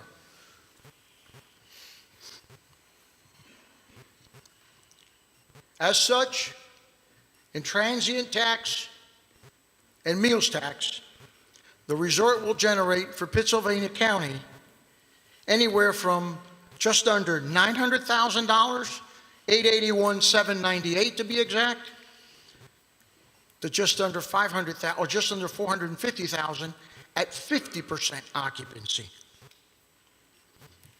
Slide 32 gives you the breakdown of all those numbers.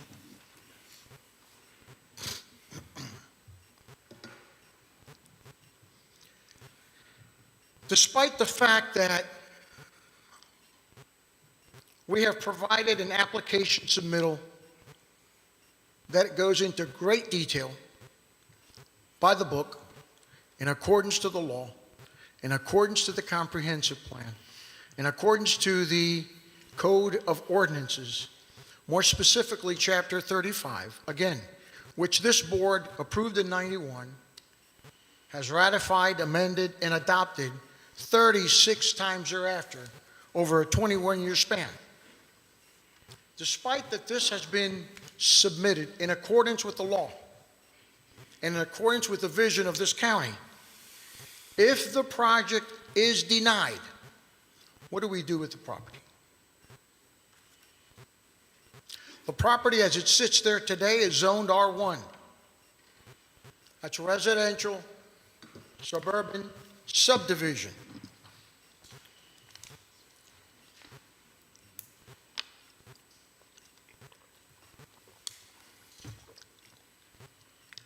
This is the same overhead map.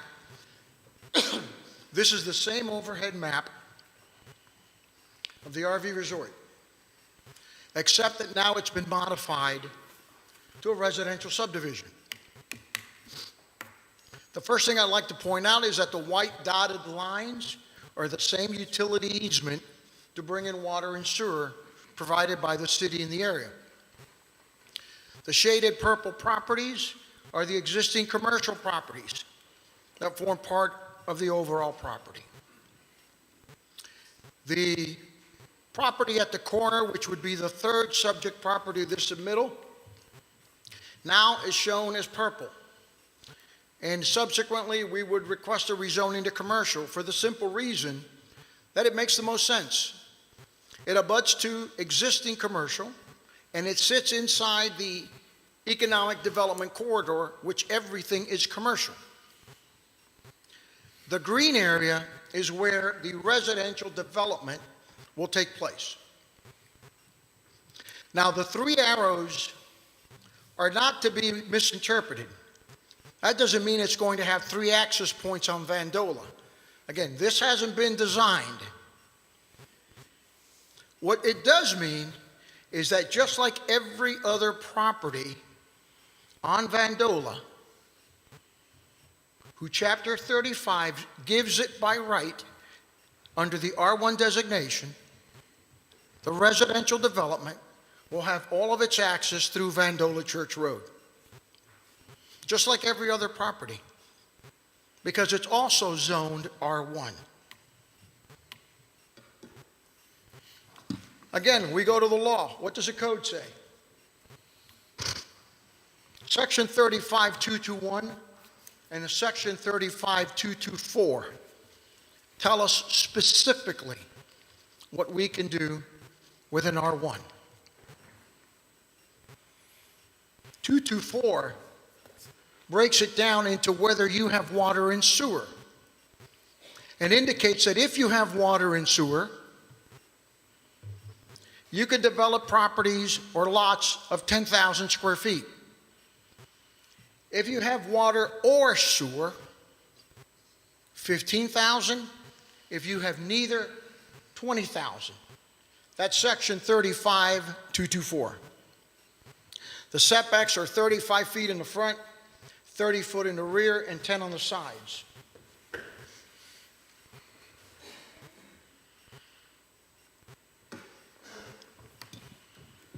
So when you read Section 35-221 and 224, since we have water and sewer, the lots will be 10,000 square feet in size. In a 91-acre property, which is the submittal amount. By the way, the 10,000 square feet in size is the equivalent of 4.356 units per acre, as I showed in the density comparison. As such, under a 91-acre property, you're looking at 396 single-family lots. Now, two things I want to point out which are very important. First and foremost, there is no planning commission hearing, because no planning commission approval is required. There is no board of supervisors hearing, because no board of supervisors permission is required. This is granted by right under the R1 designation.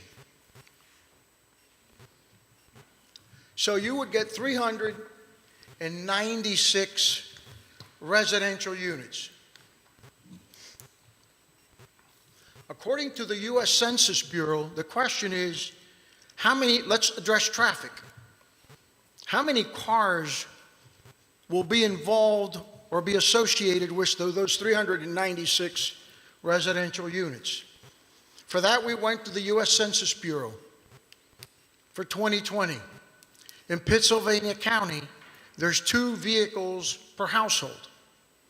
There's 2.27 persons per household. So if you have 2 vehicles per household and you have 396 homes, you have a total of 792 vehicles on that 91-acre property. If those 792 vehicles, and I'm not going to do a traffic analysis, I'm not an engineer to do that, but common sense tells me if those 792 vehicles only traveled once a day, left to work and came back, just one trip a day, they would create a traffic impact on Vandola Church Road of 1,584 vehicles per day. That's 792 vehicles, one trip a day. Another young lady stepped up with concerns about the load on the energy grid system.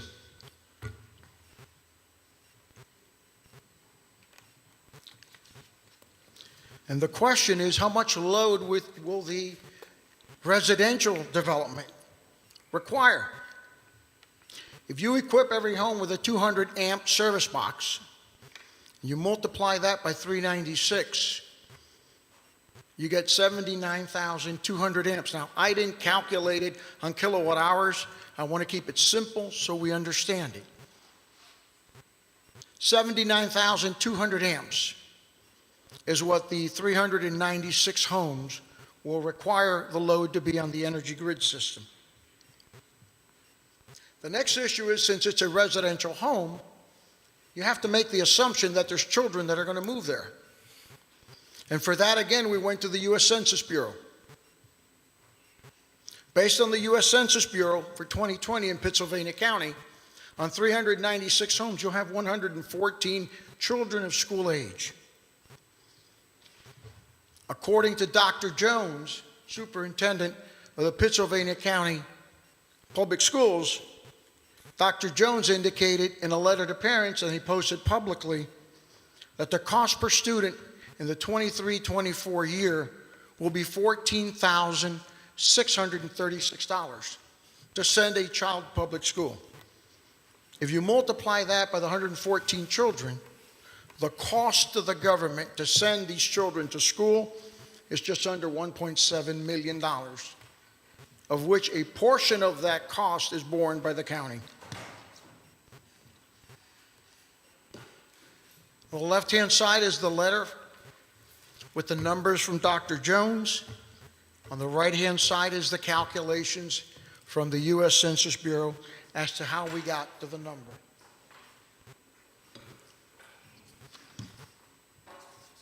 Now that we know exactly what can be done on the property, I think it's important that we look at them side by side so we can make an accurate comparison. Again, the RV is completely sealed off from the surrounding neighborhood. The only access to the RV and from the RV is on Riverside Drive. The residential, all of its access will be through Vandola Church Road. Comparing every issue I discussed, density, the RV resort, we're requesting 454, or 5 units an acre, which is 25% of what the code allows. The residential is 396. The setbacks that we've provided range anywhere from 152 to 445 in the front, 75 to 728 on the sides, and 82 in the rear. The residential is 35, 10, and 30. The undisturbed forestal buffers range anywhere from 445 feet in one area to 728 feet in another. On the residential side, no requirements under the code for forestal buffers. The demand on social services. The RV resort is a tourist destination. It will not house permanent residents, and therefore there will be no need for social services. The residential development will require we send 114 children to public schools. 114 children to public schools. The traffic generated by the RV resort on Vandola Church Road, 0, has no access. You will have as much motorcycles from Thunder Road, Harley Davidson on Vandola Church Road as you will RV rigs. They have no access.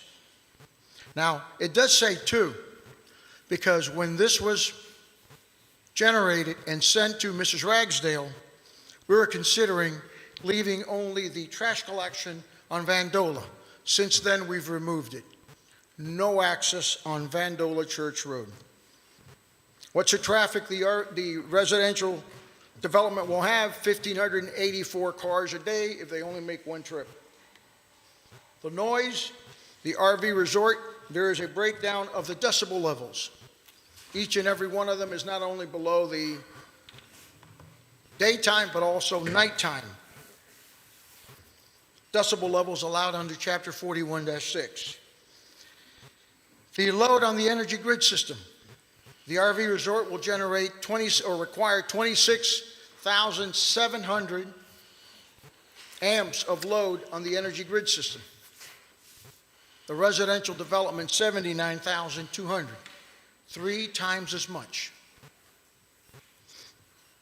The economic impact, the RV resort will provide a substantial economic impact to the city, to the county, and surrounding businesses. The economic impact of the residential development will be minimal. The tax revenue to Pittsylvania County, and I only focus it on transient tax and meals tax. I didn't address the property taxes because I don't know what they are. But the transient occupancy tax and meals tax generated by the resort ranges from $450 to $881 yearly, every year. The residential development will cost the county its share of $1.7 million to send 114 children to school. How did we get to the 26,700? An RV resort has every site equipped with a 50 amp service box. It also has 30 amps to ensure we have the flexibility to bring in either a small rig or a large rig. Some require 30 or 50. But if we calculate it at 50, worst case scenario, you're looking at 22,700 amps plus 4,000 amps for the clubhouse, pool, and tennis courts. You're looking at a total of 26,700 amps would be the load on the energy grid system, compared to 79,200 for the residential development, 3 times as much. And Mr. Chairman, in closing, I want to provide this board with some statistics. When I arrived into this county, I was confronted with the idea or with the issue that there is a dire need for affordable housing. I made the assumption that this was based on the fact that you had a huge project in Caesars that would be bringing in a large workforce, and as such required housing. That is partially correct, but it doesn't paint the entire story.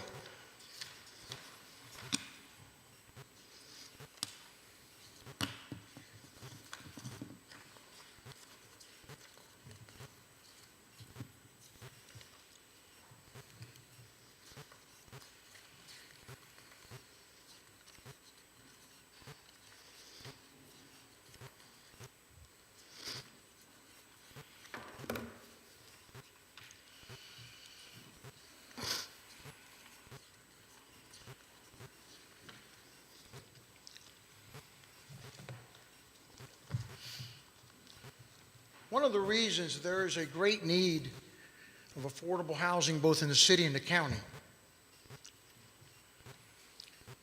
and I wasn't aware of this.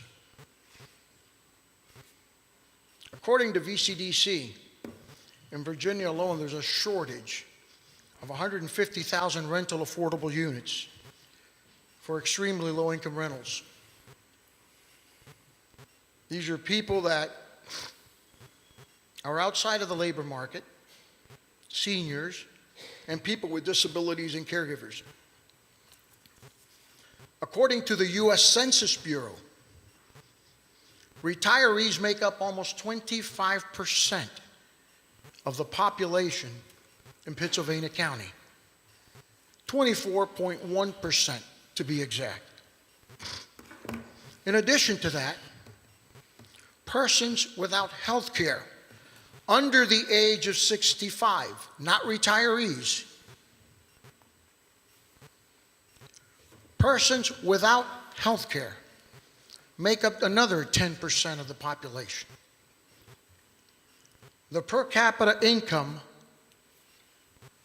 is 26,587.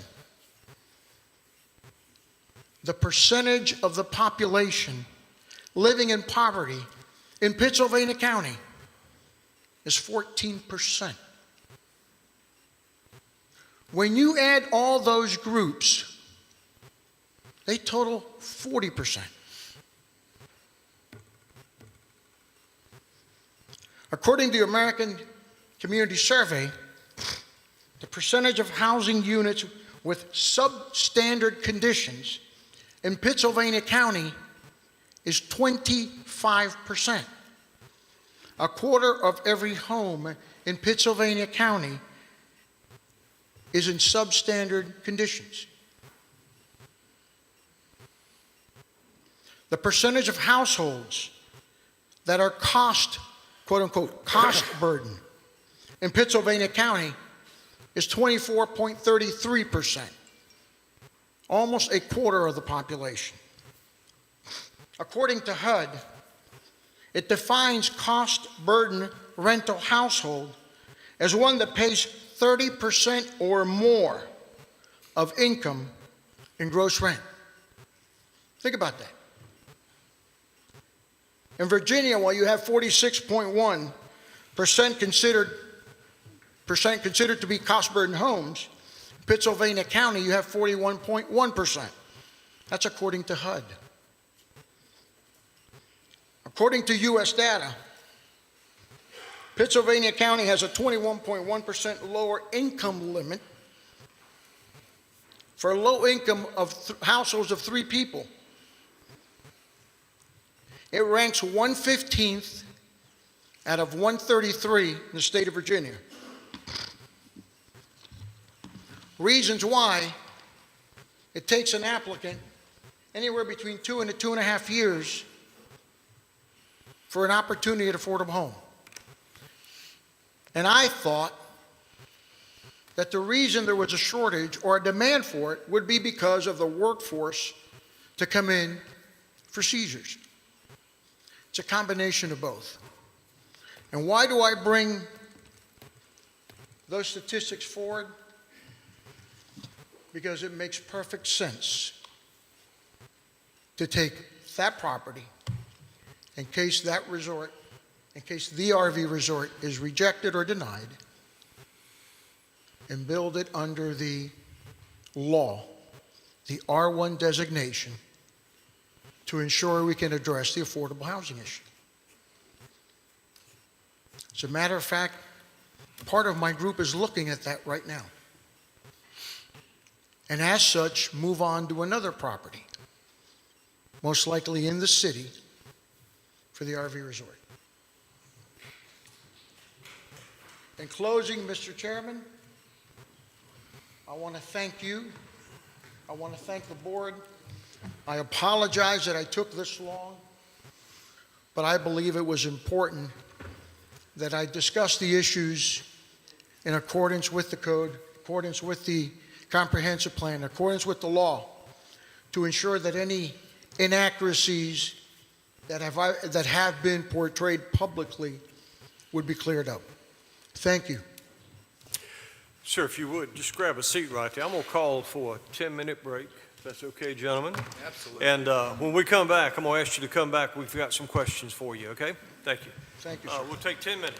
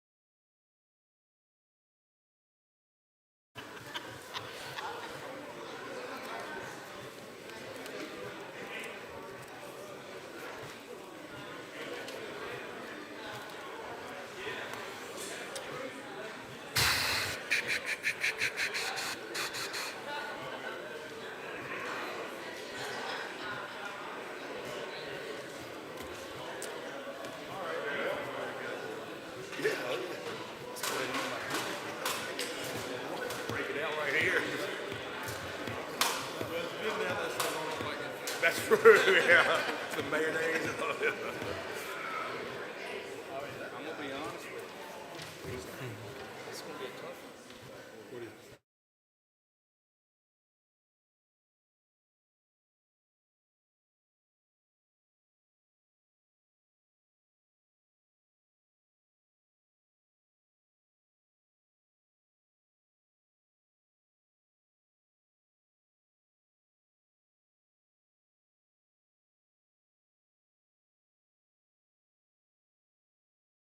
Oh, sorry, man. If y'all would grab your seat, Mr. Cubis, if you would, sir, come on up.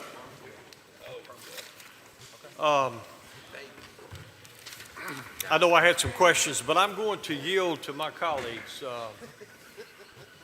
Mr. Cheshire, did you have some questions you want to take a pass Well, I right now? guess I do. Good evening, sir. My name's Thank you. Tim Good Cheshire. evening. I'm the Dan River District Representative. Let me ask you this. Have you spoken with the residents of that area? I could barely hear you. I'm sorry. Have you spoken with any of the residents in that area? You're speaking with us, but in the area that it would be affected, have you sat down with them at any time? I have not. I haven't spoken with the residents, and that perhaps is my fault. I'll take responsibility for that. I haven't spoken with anybody outside of Mrs. Ragsdale, and the reason for that is any communication that I may have with anybody by whom this application submittal be put before them to decide under statute is inappropriate and considered ex parte and sufficient grounds for immediate denial. So I am always very concerned about ensuring that I follow what the comprehensive plan says. I follow what the law says. That's the process, by the way. That's the Pittsylvania County rezoning application process.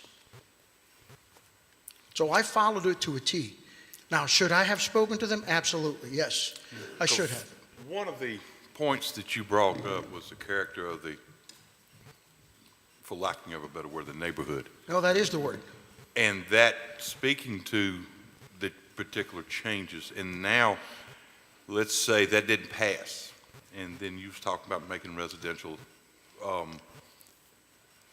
buildings or homes for lower income. Well, you're mixing up two things, if I may correct you. Please do. Okay. When you said, if this is passed, I imagine you're referring to the RV resort. Yes, I am. I wouldn't be Okay. referring to anything else. Okay. The area, the RV resort has no access to the neighborhood. The RV resort has no access onto Vandola Church Road. What does have access would be the residential development if the resort is denied. So I think you kind of, No, I'm pretty clear on what you said. I What's your question understand what again? you said. And my understanding is when you're wanting to bring this RV park, it's to make money, absolutely. correct? Yes. How would, if it got denied, how would you, I can't really see that if it got denied, this would be more of a humanitarian effort to make the low-income housing. No, not necessarily. Not necessarily. Under these economic times, REITs are getting involved in exactly affordable housing projects. So from a business perspective, And that's what I want to hear, the business perspective. okay, as a businessman, you're always, first and foremost, follow the law.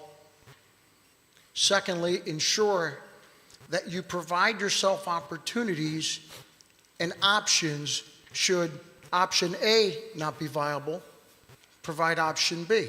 In some cases, you don't have that luxury. I understand.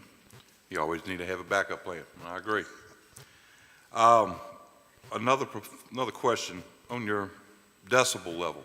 Who did your testing or come up with your numbers? I'm sorry? On your dB testing, The who three, came up with your numbers? the three are found in the don't remember what the number of the slide is, but they're the footnotes on the slide.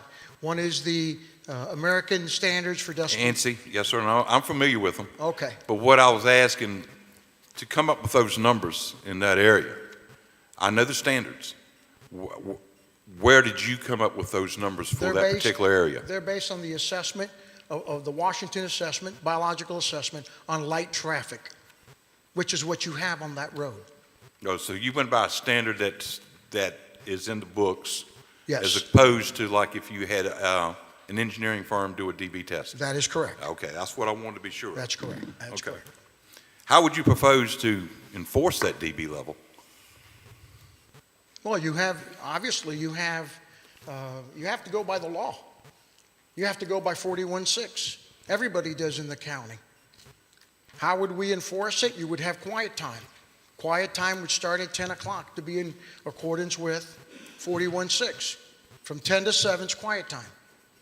When I say, or let me probably phrase it better, how would you enforce it that if it didn't get like that? Maybe that's a better way to say it.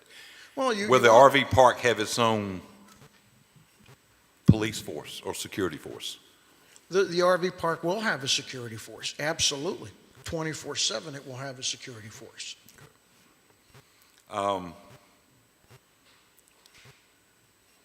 Numbers for Danville, Pennsylvania County, if we were to bring an RV park.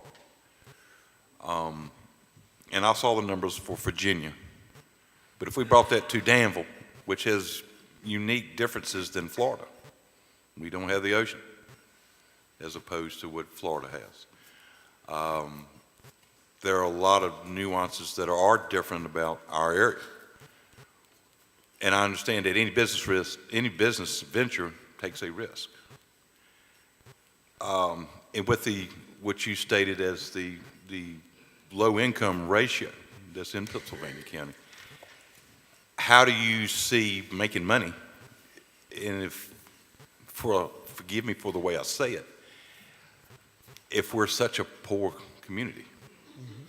And I don't mean that in a smart aleck way. I understand. Because you're the one who brought it up. We're trying to get businesses in here. But you're talking about a high-end RV park, and then on the other hand, we're talking how poor Pennsylvania County is. Well, first and foremost, I brought forth those numbers to ensure everyone understood what the need is from affordable housing. If we decide, and that decision hasn't been made. I mean, I was just confronted with this issue recently. If we decide to proceed, if it's denied, let's take this by step. If the RV resort is denied, then we have to make a decision. Do we build 396 homes, regular single-family homes? To what degree? Or do we build affordable housing units, 396 affordable housing units? There's a lot of work that goes into making that decision. A lot of work. A lot of financial work goes into making that decision. If we go through the single-family R1, regular homes, we will most likely do them and keep them ourselves. If we go the affordable housing route, we will do them and reach an agreement with a REIT, a real estate investment trust, who are purchasing affordable housing developments throughout the country because it is a stable investment and return on their money. What is that return? What is that formula? I don't know. Everyone has a different formula. But yes, they're the ones buying it. Has the thought or the consideration been at any time? My apologies? Has the thought or consideration been brought up that maybe a higher end housing? It's a higher risk. Like an RV park would be, correct? No. You don't think so? There's a higher risk in the higher housing simply because the numbers in the county don't support it. When you have 40% of your county under the sections or under the segments I described, you have a very, very narrow market for high-end houses. The Now, RV your definition of high-end, excuse me, your definition of high-end as opposed to Pennsylvania County is probably different. Well, I'm going based on what I know is here, from what I've seen here. Contrary to that, on the RV resort side, and it kind of to answer your question with respect to comparing it to Florida, the area for a high-end RV resort is a much more fruitful venture, much more secure venture, with much less risk for these reasons. First, you may not have the water, but you have Caesar's Palace as a touristic destination to bring traffic. Secondly, you have the 2 racetracks on either side. The majority of people that attend racetracks are RVers. RVers would much rather go in their motorhome to visit Caesars than it would be to stay at a hotel, especially after COVID. I'm an RVer. So for all those reasons, it is a safer investment to have an RV resort because of all those other factors than it is to have a high-end residential development. Not sure what the definition of high-end would be, but obviously the higher you go in the prices per houses in this economy, in this area, with the numbers I provided, the greater the risk of that development not coming to fruition. All right, thank you. Mr. Dudley? Yes, sir. Thank you for your presentation this evening. Thank you. Maybe a couple questions. Could you give me your track record on RV parks similar to this that you have built? And if so, are they in operation now? We have 4 RV parks. 2 are in the pre-development stages. In other words, we are going through now the assessments, meaning the environmental assessments. Some have wetlands assessments, and gathering all of the pre-development requirements of the respective counties to apply for our building permit. We don't have any RV parks built or that we operate at this time. However, as an RVer who's done, as you can see, extensive research in providing this level of application submittal to you, running an RV park is a lot easier than building a residential development, especially if the RV park is to attract high net worth tourists. It's a high-end RV park. So you have none in operation now, correct? I don't have any in operation now, but Mr. Dudley, I've been a businessman all my life. And running a business, you apply the same principles to the business specific to that business. I've been in developing all my life. Okay. Thank you, sir. Mr. Warren? Yes, sir, Mr. Ingram. I got a question that I think Ms. Ragsdale might need to address first. Ms. Ragsdale, can you tell me how many homes we have that are built on a quarter of an acre in Pennsylvania County? Primary residence, individual residence. Not off the top of my head, I cannot. On a quarter acre? On a quarter of an acre of land. I don't have an exact number, but we do have high numbers in the Mount Herman area. On a quarter of an acre. We have some very small lots up at the lake. Those are the biggest areas that stick out in my mind. But yes, we do have quite a few houses that are built. I thought most of them in, I forget what that's called, behind the driving range, are closer to a half an acre, not a quarter of an acre, which would be the most condensed portions we have in the county. I would have to look. I don't know off the top of my head, but we do Well, have. Mr. Arnold's here, so maybe he can pull that up for us and see how much the size of those lots are on the GIS, and that as I ask some other questions, if you don't mind.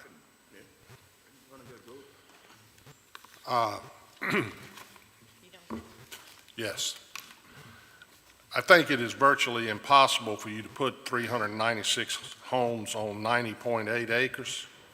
I talked to a lot of land developers in this area because I am passionate and would applaud you building permanent homes on those sites. We need permanent housing in this area because if Burry Hill hits, we need permanent housing, not necessarily RV. I mean, I'm okay for tourism, I'm okay for all that, but I think our need is greater in the permanent housing aspect, and there's going to be problems with DEQ.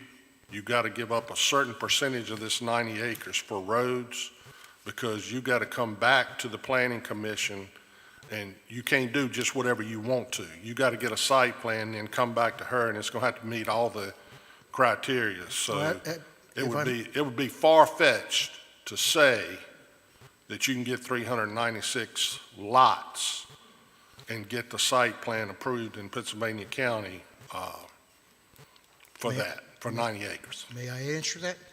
Sure. I do agree with you. I agree with you. There's no question we have to do a site plan very similar to a PUD to ensure we get the accurate number of lots onto this property. What I presented in the presentation is what does the R1 zoning district say? What does the law say? I agree with you. But with all due respect, you threw that number 396 around maybe a dozen times. I lost count at about 10. Well, with all due respect, that is based on the calculation of the R1, Chapter 35 of the zoning district, 221 and 224. Okay. I thought it was interesting, and this is more about giving you a little bit of history on the two RV parks you mentioned. The Elkhorn project was actually a recreational area that was owned by Dan River, later purchased by an individual that, as a caveat, they started allowing mostly pop-ups, but some RVs out there. They don't come anywhere close to 450 sites. The one in Keelan, unfortunately, our sheriff just slipped out, but I think he would tell you that that's been an expensive nightmare to the county from a law enforcement standpoint. So I just think those two examples were probably not very good for you to use. And we're local, so we know all that, and the sheriff did come back in. I think he can agree that the one in Keelan has been an expensive endeavor to police and monitor. Is that not right, Sheriff? See him nodding. Yeah. Okay. Mr. Warren, if I may I answer that? Yes, sir. Yes, sir. I am certainly no one to question the sheriff of this county. No one to question the sheriff. However, we did a Freedom of Information Act request on how many times the sheriff has been out to the Keeling Drive project over the past 5 years. How many times has he been out there for noise disturbances? My apologies, I'm getting my eyes back on. Mr. Warren, the sheriff has been called out to Keeling Drive for noise disturbances in the past 5 years. Well, please allow me to finish. Please allow me. I'm going based on the. Well, just don't give me noise. I want to hear it all because it's becoming a criminal element there. Well, but I have to provide you with what the facts are. Yeah, sure. I'm listening. And I'm going based on facts. This is not my opinion. On October 23rd, 2018, sheriff was out there for a noise disturbance. In the past 5 years, they've been out there a total of 4 times. 1 has been for a noise disturbance, 2 have been for disorderly conduct, and 1 has been for disturbing the peace. I wouldn't know. I wouldn't know, Mr. Warren. Sheriff, can you say that's accurate or not accurate? He asked for 3 specific things. He didn't ask all of them. He just asked for 3 specific issues, and that's what we answered on the board. Okay. But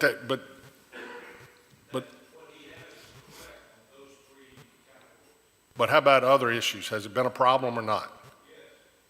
Thank you, sir. I did have concerns about the way, and I thought he did a much better job at it because he understands it, Mr. Cheshire did, about the noise. One of my concerns was all the noise seemed to be calculated from the center of the activity center, but I guess you will have RVs that back up right up to the foliage and borders. No. They're on the opposite side of the perimeter road. We Okay, have no but they'll be against the perimeter road, which will make them closer to those borders than the pool and the other. It actually makes them further away from the surrounding neighborhoods. Okay, so the pool and the surrounding area is not in the center, and the RVs around it. Yes, the pool and the amenities are in that triangle in the center. Show it to me so I can better understand it.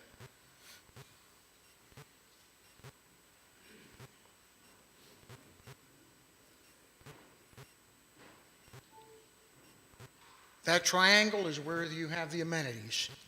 Okay. It is in the center of the resort because it is the furthest point away from surrounding neighbors. Okay, and the RVs will be parked around the triangle? Yes, correct. Okay, so they're going to be closer to the borders, To the what, I'm sorry? to the outside lines of your property. Well, when you look at the yellow line, that's the interior perimeter road.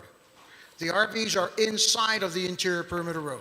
Okay. They're but- not on the outside of the perimeter road. No, I understand, but they're on the interior of the yellow line, That's correct. but they're still closer than the entertainment area, to the outer portion of the property. That is correct, yes. Okay. And look, I have a lot of friends that do RV, so I'm not opposed to RVing. If I said that, I wouldn't be able to go home tonight. They might be camped out in my yard. But I know how nice the expensive ones are, and most of them have entertainment centers on the outside of them and can, everybody's enjoying themselves, and that's what we want. So, I would say that I think it would have been beneficial to me as someone's got to make a decision tonight if we had had some noise studies as it would have related to that outer edge and getting out from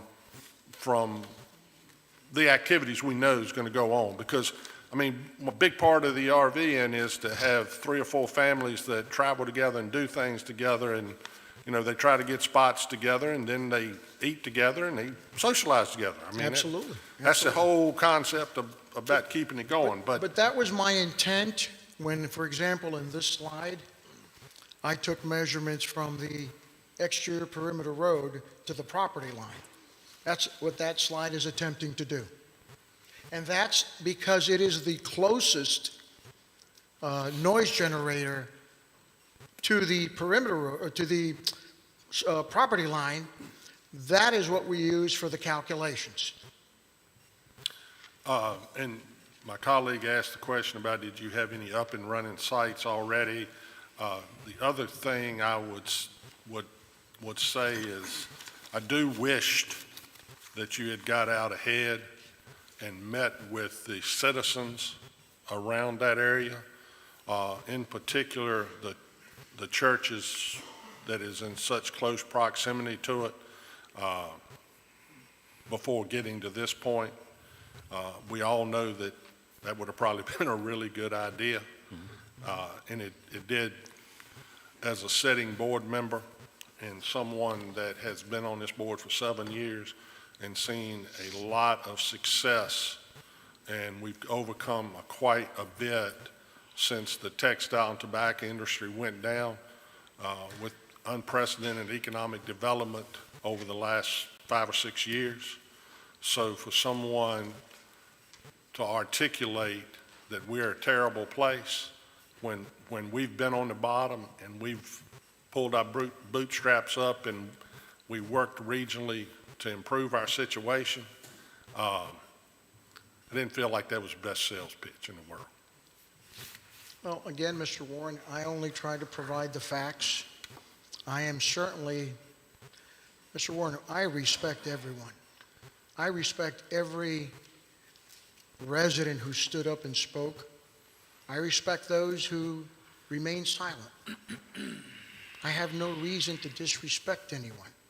My presentation was not made from a strategical point to downgrade the area. If you, and I know you did, when you looked at my presentation, sometimes it's difficult to accept the facts. And the numbers are the facts provided by, not me, Census Bureau, and all the other reporting agencies. So I'm not trying, certainly, listen, if I didn't love the area, I wouldn't be here. Well, I can appreciate that, but I also would have to say, numbers are something that can be, I'm not saying they were tonight, but can be manipulated in relationship to, you already agreed you can't get 396 lots on there. As it turned out, we talked about what was the KOA campground down on Keelan, and you said there'd only been 4 instances, but they're specific because you asked only for 3 reporting crimes. Well, I actually asked for 1. Well, anyway, it comes out somewhat distorted to the facts of what we all as citizens that live here every day know about that particular RV. I respect that. Yeah. I respect that. Mr. Arnold, did you get an answer to that question? Yes, Emily's got it. Okay. That is under .25. Yes, so I'm going to preface this by saying we did not look at zoning and whether or not there are houses on these, but there are currently 6,278 lots that are below 2.5 acres. I mean, 0.25 acres. 0.25, okay. And that is 12.5% of the total number of lots that we have in the county. I also looked at Cross Creek subdivision while we were back there, which is off of Iris Lane, and that's one of our, yes, there, I mean, you know, that's one of the ones that has the most development happening in it right now. And most of those are around 0.35 acres. Okay. And they're small lots. Yeah. Thank you. You good? Yes, Mr. sir. Scarce. I'm Ron Scarce. I'm the Westover District Supervisor, so this project is in my district. A lot of the questions I had, that my colleagues have asked and you've answered, but I still have a couple of more concerns. There's a lot of rumors going around about your background. You don't have to answer these questions, but I just wondered how many LLCs you have on record. How many what, I'm sorry? LLCs? You mentioned 4 that you have RV parks for 4. I've heard a number that was kind of astronomical, and you're a businessman. I'm sure that's your business. You don't have to answer that if you don't want to, if you don't feel comfortable. But No, I'm very comfortable. I'm transparent. You're right, there have been a lot of rumors out there. It was brought to my attention some of your social posts. Some of those rumors are not based on fact. well, we're going to try to get to that. So, Well, kind of allow hurry it me up to if answer. can. You asked me Yeah. the question, I'd like to answer. Simple answer. All you got to do is Well, tell me the number. I have to address the rumors that you Well, asked me that's about. why we're here, sir. Some of those rumors, which of course I don't know all of them, but I certainly have read and made aware of what you've said, what you've posted on social media, how you've allowed your social media platform to become a slanderous vehicle against other members of this board. So you're not going to answer my Excuse me, question? and me. You're not going to answer my I question? am going to answer your question. Well, please do, I am sir. answering your Please question. do. You've allowed your platform to become a slanderous Would you tell me where I slandered you, machine, sir? Would a you tell me slan- where I slandered you, please? a That's the second slanderous question that you need to machine answer. to promulgate what we're seeing in this county. Would you like me to address them? Please, if I've slandered you, tell me where I slandered you. Oh, okay.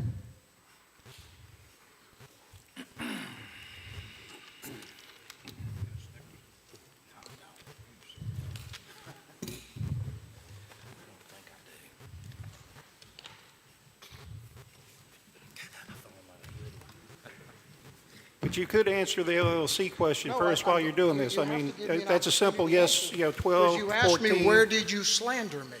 Well, That was I your asked you one question first. Could you answer that one at least before we get into the slanders? Can you answer that one at all? Or do you want to? You don't have to. Just say you don't want to answer that one. That'd be fine. No, I do want to answer. I don't have a... Well, Mr. please do Spears, then. I don't need social media posts to provide people who I am. Simple As a question, matter sir. of fact, if you look at mine, it's ancient. Has my Simple grandkids question, on it. sir.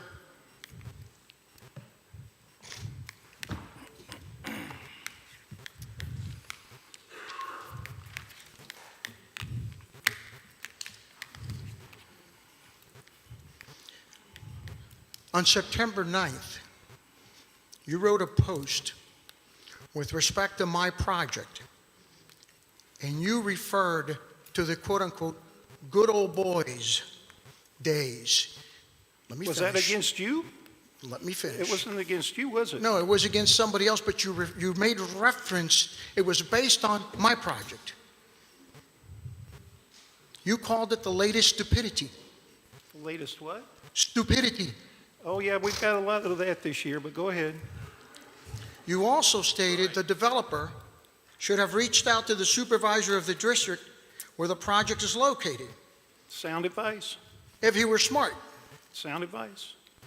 Are you aware that if I did that, once I became a party to an application that this board was going to review and consider, that would be an inappropriate communication under the statutes of the Commonwealth? Are you aware of that? Let me answer You're not you. aware of that? Let me Okay. answer you. We'll take your Oh, no, comment. my turn.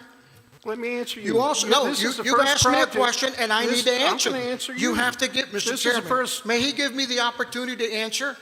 Are Or you is it gonna- answers that he doesn't You like? still haven't answered Again, my I'm being first factual. question. I'm being You factual, answer my Mr. first Speaker. question then, sir. I'm sorry? Answer my first question I then, am sir. answering your question. You asked me what comments that you made that were derogatory. You I'm giving still them have to not you. answered my first question. Well, I'm going to answer all of your questions. Answer That's that what one I'm first. here for. Before you go into the slander, please answer the No, first there question. is no slander. Answer The the slander first is what question. you said. Oh, my goodness. How hard is that? Mr. Chairman. Yes, sir. If these two guys want to verbally fight, let's not waste everybody's time here.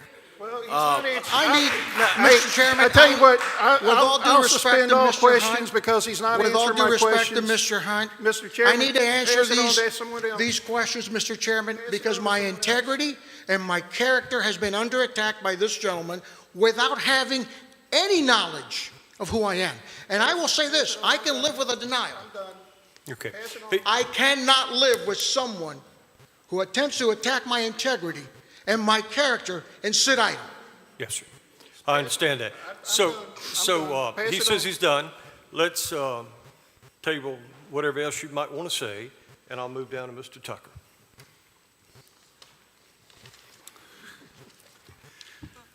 It's a great way to get a project approved, I'm telling you, not Mr. to Scarce, answer any questions. that's out of line now. Come on.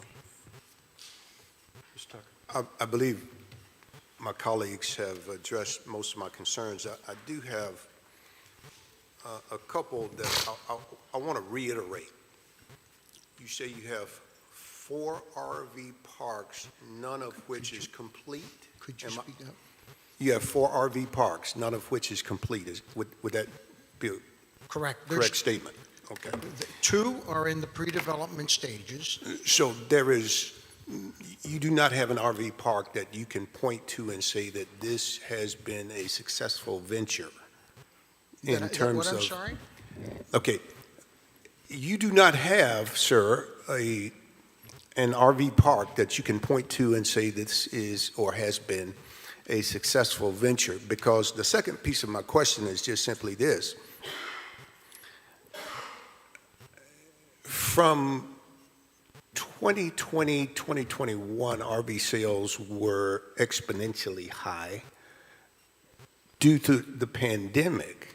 Now that we're learning to coexist with the pandemic, we kind of see numbers not only in RV sales, but also automobile sales kind of trailing off. So how do you, being a good businessman and being a venture capitalist, reconcile those two worlds?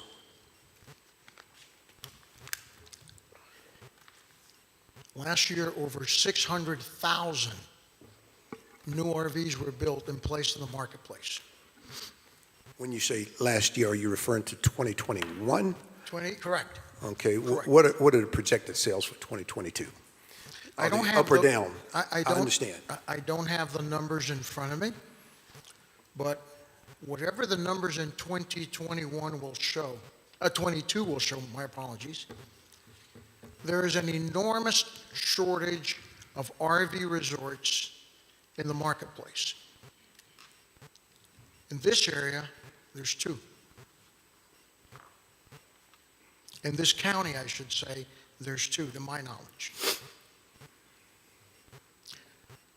None of the RV resorts that I am aware of has the unique conditions that this area offers, meaning size of the property, major highway, 2 racetracks, 1 racetrack on either side, a major anchor in Caesar's Palace 5 minutes away, 12 vineyards within an hour drive of the property. In other words, it has a substantial number of tourist destinations.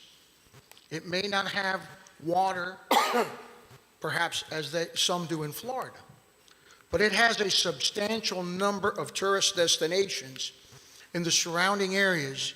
Furthest point is about an hour away. Secondly, fans of, and I am a very casual fan of race car. The majority of them travel with rigs. The majority of people who have rigs, as I've stated before, rigs meaning RVs, prefer to travel in rigs as opposed to, for example, staying at a hotel.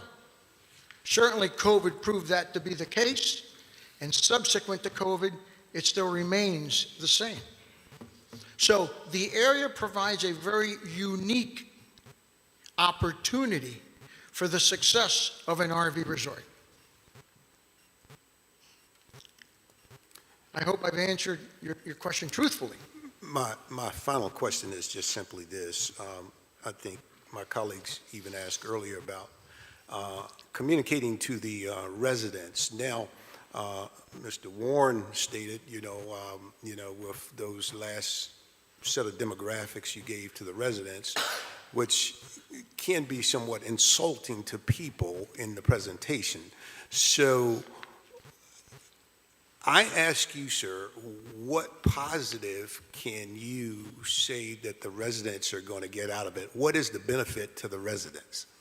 Can you share that with them? Because a lot of people showed up tonight to hear really what's in it for them. Mr. Tucker, I apologize. I have a hearing issue, and you kind of faded in and out. Could you please get closer to the microphone so I can hear you? The residents and constituents of that particular district. Now, I'm in the Bannister district, but I've received probably half a dozen calls from those constituents that are very concerned. I've gotten calls as far away as California, and I know that there's an African American church that is involved. And one of the things that I committed to, sir, was I would put people above priorities and politics and policies, that sort of thing.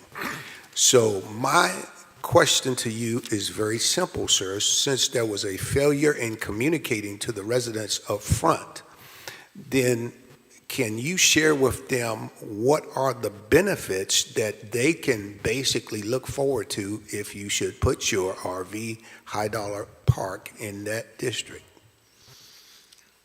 Well, the first thing that I would address is the fact that I've taken great lengths to ensure it doesn't impact the neighborhood.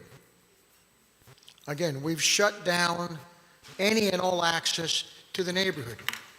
The impact on the neighborhood would be the same impact, for example, that the residential neighborhood has behind the Harley-Davidson dealership. None, because there's no access back there. As a matter of fact, they have roads that leads into directly off of Harley-Davidson going back into the residential district. We don't. We have one access off of Riverside far away from anyone, any of the residents in the area. The second thing is, we've gone to great lengths to ensure that those issues brought forth, at least the ones I heard of at the Planning Commission, have been addressed or are addressed. Sensitive to their concerns, we address each and every one of them. Now, if there's something else that perhaps we can do that I have not thought of, I'm going to sit here and, as you stated in your press conference, the Lord gave me 2 of these and 1 of these. I'm going to listen. And if I can make any modifications to address the issues, I will. Thank you. I'm here to be a problem solver, not a problem creator. Thank you, sir, Mr. Tucker. Down to you, Mr. Dalton. Yes, sir, Mr. Chairman. Most of my questions are being answered, but I do want to ask one specific question. Have you made a site visit to this property? Yes. So you know how it lays? And Yes. how much? Yes, yes, I have, Mr. Dalton. The other thing, you said, talking about the races. Don't most race people camp at the racetrack more so than coming to an RV park? Those are, if I may answer, from the research that I've done, most of those people are actually directly associated with the race, who work the race for the different teams. But a lot of the fans that come in don't stay there because they don't have the adequate resources to stay there. Some places may have water, they don't have sewer. Some places may have electricity, but they don't have water and sewer. So again, and I've been to the racetrack in Martinsville. I've looked at the area where they park the RVs, quote unquote, to do the RV resort. It is nothing like what we would build here. Nothing like it. And then you're referring to the Caesars pilot of the casino. I think they're actually going to build a hotel on site. So They're what, I'm sorry? they're going to build on site. So would this RV park be of value to them or not? Yes, I've already spoken with Mr. Gould, who's the attorney for Caesars, and has indicated that on the portion of the vacant land that they have, excuse me, for future development, that's going to be additional towers to create additional hotel space. He actually loved the idea because it brings him additional traffic from a sector of the community, RVers, that they have no way of reaching. So yes, they're for it as well. Okay, thank you. That's all the questions I've got. Thank you. Mr. Curious, I'm going to try to structure my questions to a simple yes or no so we can speed this process up. Have you and I ever met? Never. Before tonight? Never. Have you and I ever talked on the phone? Never. Have we ever exchanged an email? Never. All right, thank you, sir. How did you find this location? You're talking about tonight? No, not here. How did you find this location, this tract of land that's for sale? Oh, I was actually negotiating a property in Rockingham County, North Carolina. Okay. And forgive me if you covered this earlier. Have you already purchased this property, or is it under? We have not closed on the property. Okay. I am the contract purchaser as per the technical terms of the rezoning process. Okay. And let me ask you, I had a camper until a couple of months ago, and I sold mine. I'm a race fan. You probably got good money for it, too. I did okay. But I have a high respect for campers, and there's some in the audience. So to paint them with this brush that they're bad people and that this lifestyle is a trailer park is very much untrue. But 454, that seemed to be sort of ambitious to me. Would there be any consideration to dropping the number to maybe 250 or 200? There has to come a point where it makes sense financially. Okay. The reason it's 254, and I'm glad you asked the question, because how did we get there? I actually worked backwards.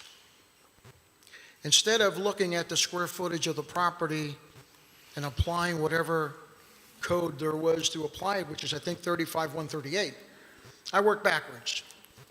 And I said, how big of a buffer, which is one of the key issues when you go through one of these comprehensive land use change processes. How big of a buffer can I provide to secure the residents, to ensure the residents are protected from the RV resort? So I kind of work backwards. Okay, all right, I got you on that. If by some chance this rezoning did not pass, are you absolute that you would move into developing housing, whether it be standard housing or maybe some other kind of subsequent housing? Mr. Chairman, we don't know at this time. It's too early for us to make that determination. We are actually, the week before Hurricane, my engineer is from the west coast of Florida.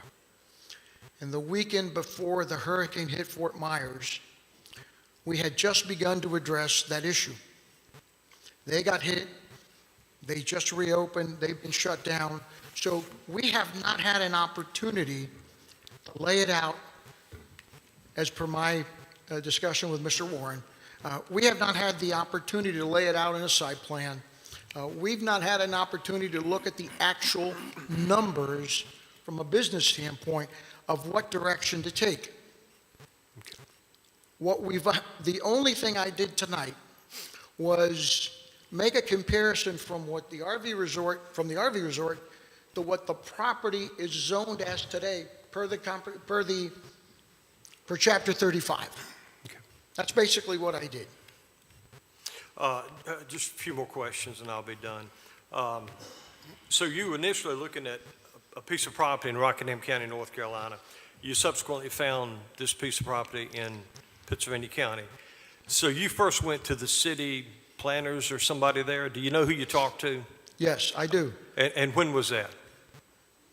That must have been sometime. I heard May of 2020. Well, May is when we put the property under contract. Okay. This property. All right. But prior to that,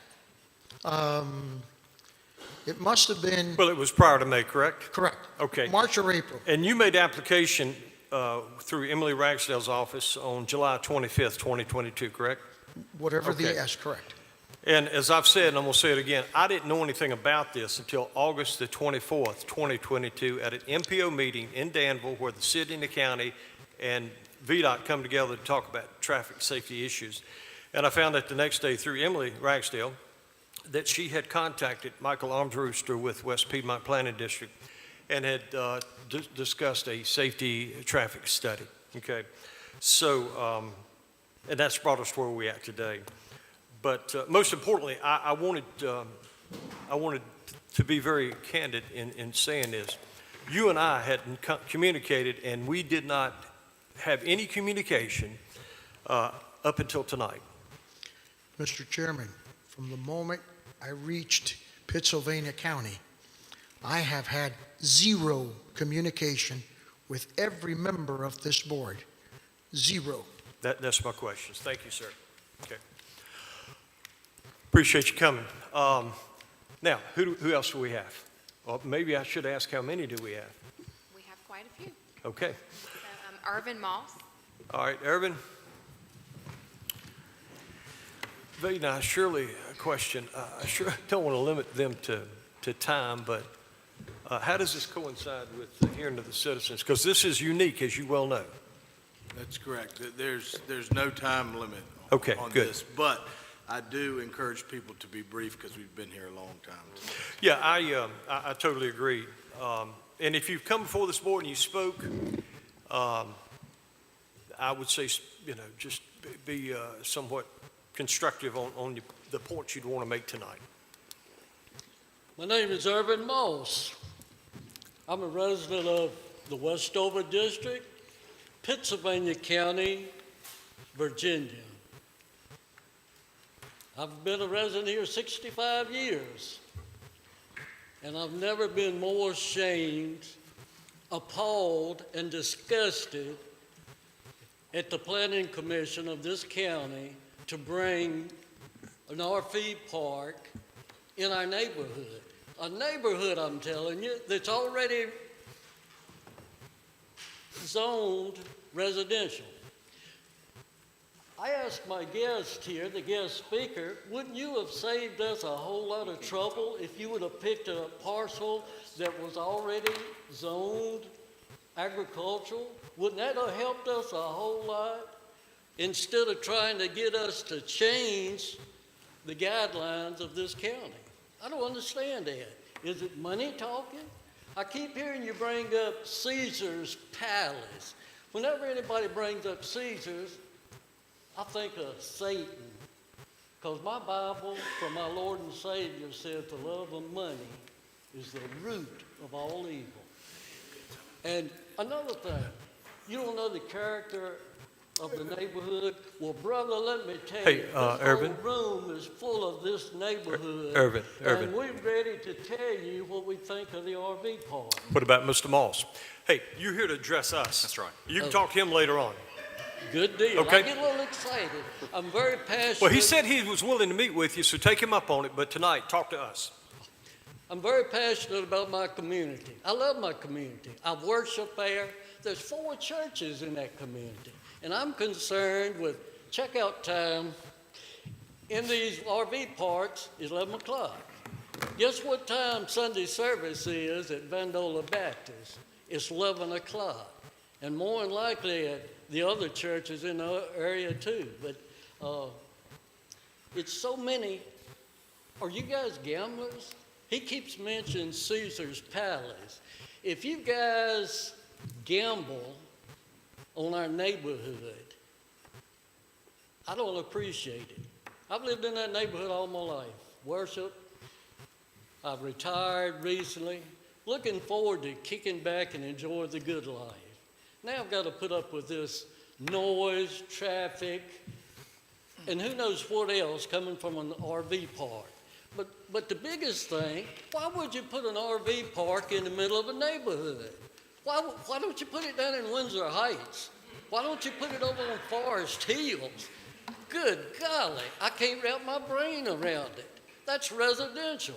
Have you been there? Have you seen the proximity of the houses? Is it money? Is that what? I keep hearing Harley Davidson. I'm wondering are you connected with Harley Davidson in the city? This is Pennsylvania County, not Danville, Virginia. Thank you very much. Thank you, sir. Who's next, Kayla? Rosalind Fitz.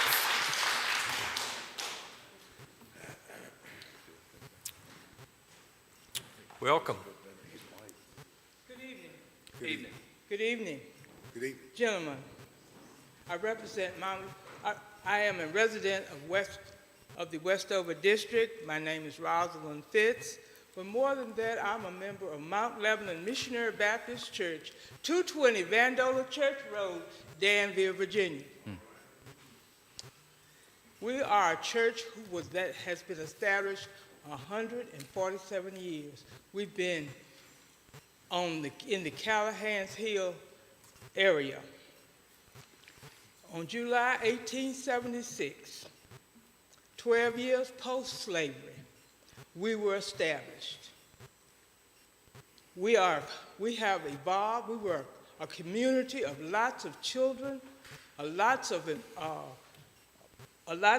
our parents were hardworking people. Some were sharecroppers. Some were farmers. My dad worked at Dan River and many other places in our community. So we do not want an RV park in our community.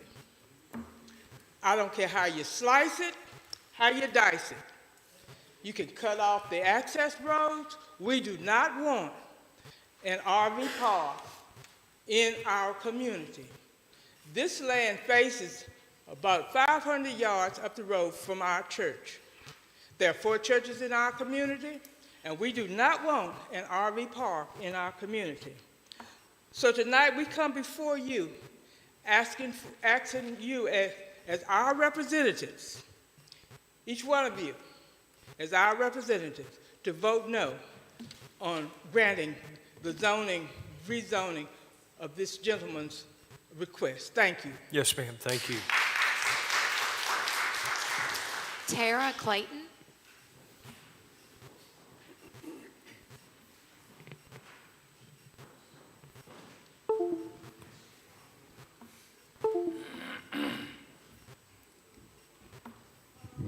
Good evening. My name is Tara Clayton. I'm a member of the Westover District.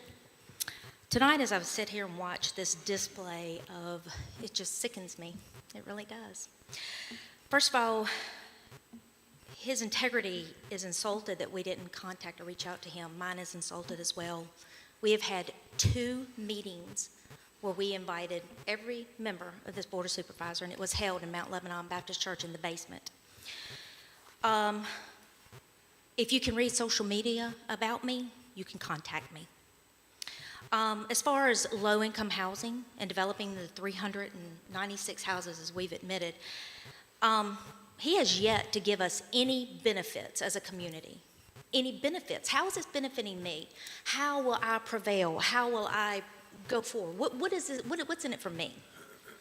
So I'll tell you what's in it. If you want to build houses there, because you know what it's going to provide for? Jobs. You're going to need plumbers. You're going to need HVAC. You're going to need landscapers. So yes, you can put houses there and it will benefit me. Or either give me another reason why that RV park is going to benefit me. Second of all, I want to talk about churches. We have 4 churches within a 2-mile radius of this RV park. Now you're talking about decibel noise. Did you guarantee that during church services that no RVs are going to be coming in and out and making noises? That wasn't told.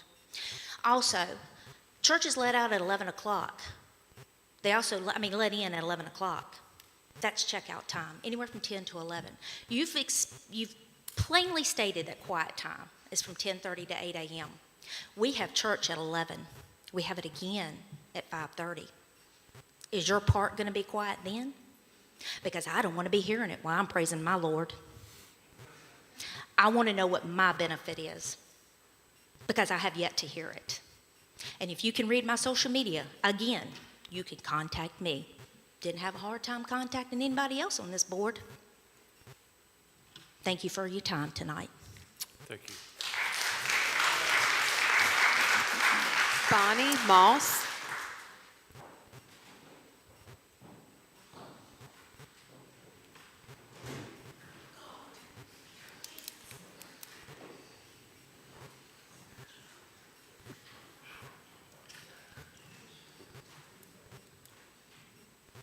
Welcome, Bonnie. My name is Bonnie Moss. I live in the Westover District. I live on Vandola Road. I'm not going to drag out tonight. I'm going to be brief. We don't want this RV park. Y'all know that. And the big issue that I gained from listening, I keep hearing that the entrance is on Riverside Drive. These RV people, they're going to bring their RVs in. Are they going to stay there the whole time they're here? Are they going to keep on Riverside Drive? If they're driving in to the RV park, is there going to be a police officer stationed at Oak Ridge Farms to keep them from coming through my neighborhood? It's not happening. And I would really appreciate if he would have sat down and talked with us. And that is what I have to say tonight. Thank you. Donna Kernodle.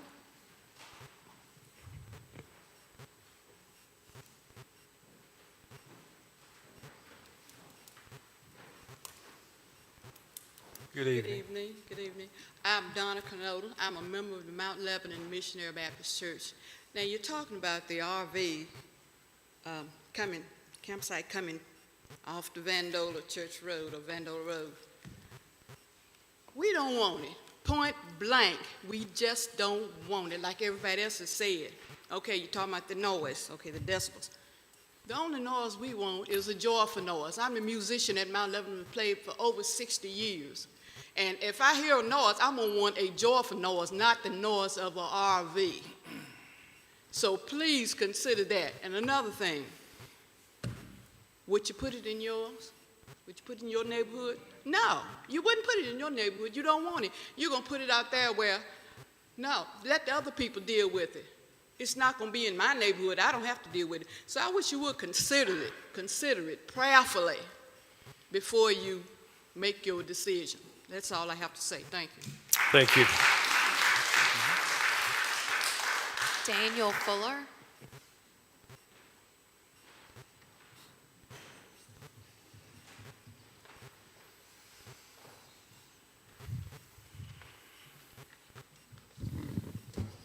Good evening. My name is Daniel Fuller. I'm in the Westover District.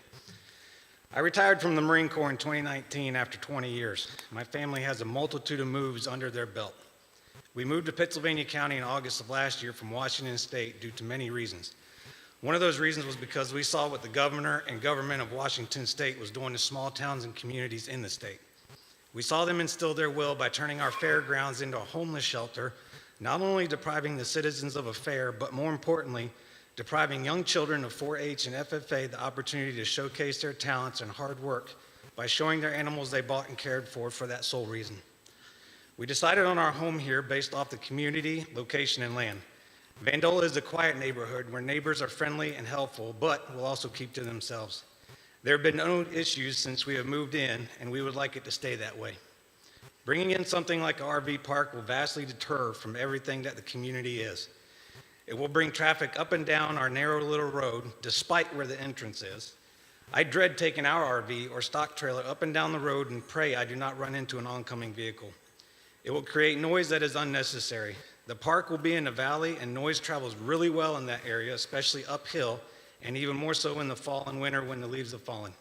I can sit on my back porch and hear traffic on Business 58. I can sit on my front yard and hear traffic on 58. My biggest concern is safety.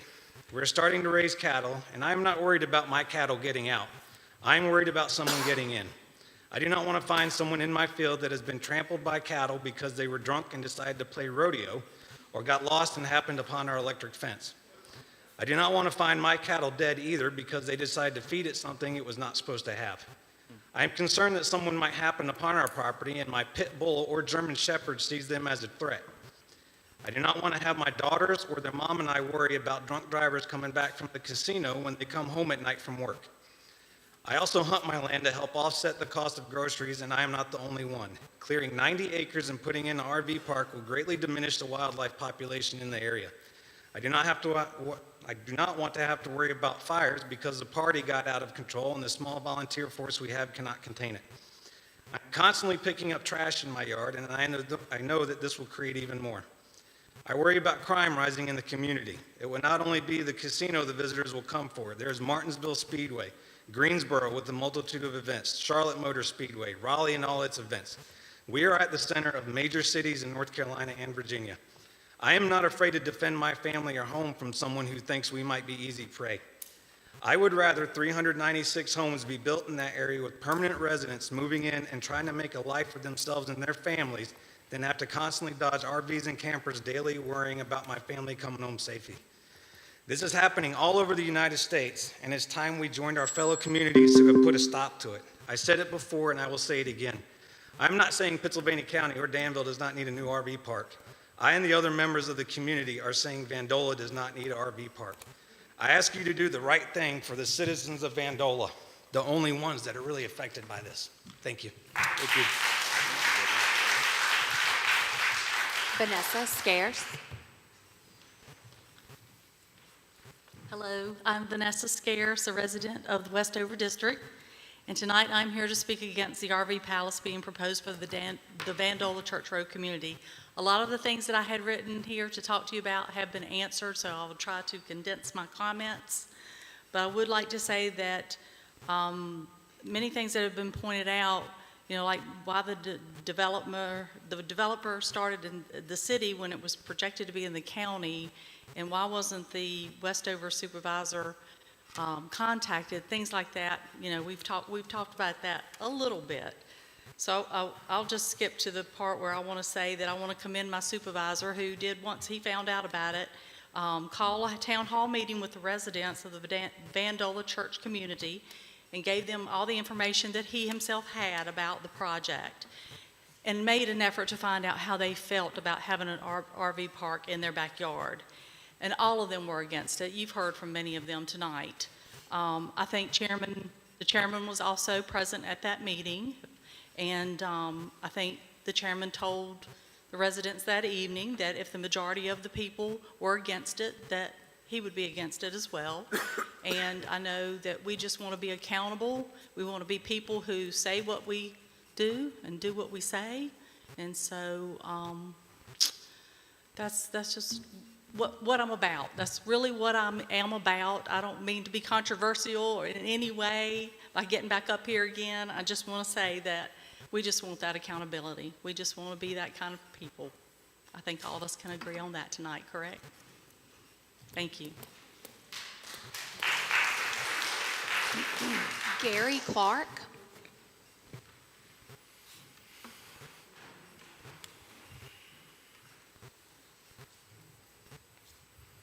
Chairman, members of the board, good evening. Good evening. My name is Gary Clark, Vandola Church Road, Westover District. The Pennsylvania County Zoning Department helps protect property owners by regulating uses and ensuring that future development is compatible with the area, ultimately protecting property values. Not my words. Taken directly from the first page of Pennsylvania County Zoning Department's webpage. 31 years ago, zoning as we know it today in Pennsylvania County was brought to us, and we followed it ever since. Tonight, we ask that you follow that. Under the auspices of which this was brought to us 31 years ago, all we ask is that those who follow tonight, that it is compatible with our community and our interest in our property values. That's what we ask. Thank you. Thank you. James Howerton.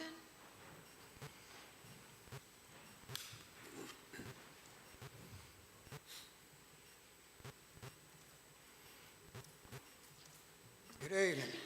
Good evening. My name is James Howerton.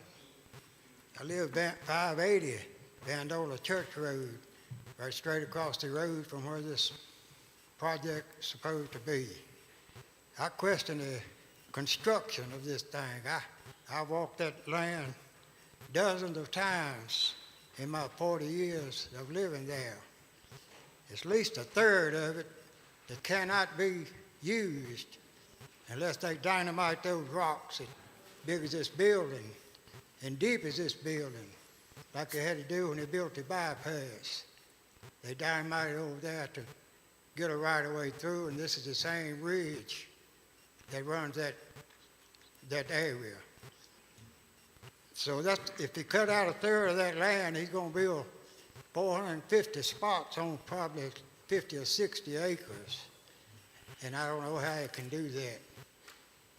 But if you do like the Planning Commission and go along with that, I want to hold somebody accountable for my damage to my well, my sewage system, even structural damage.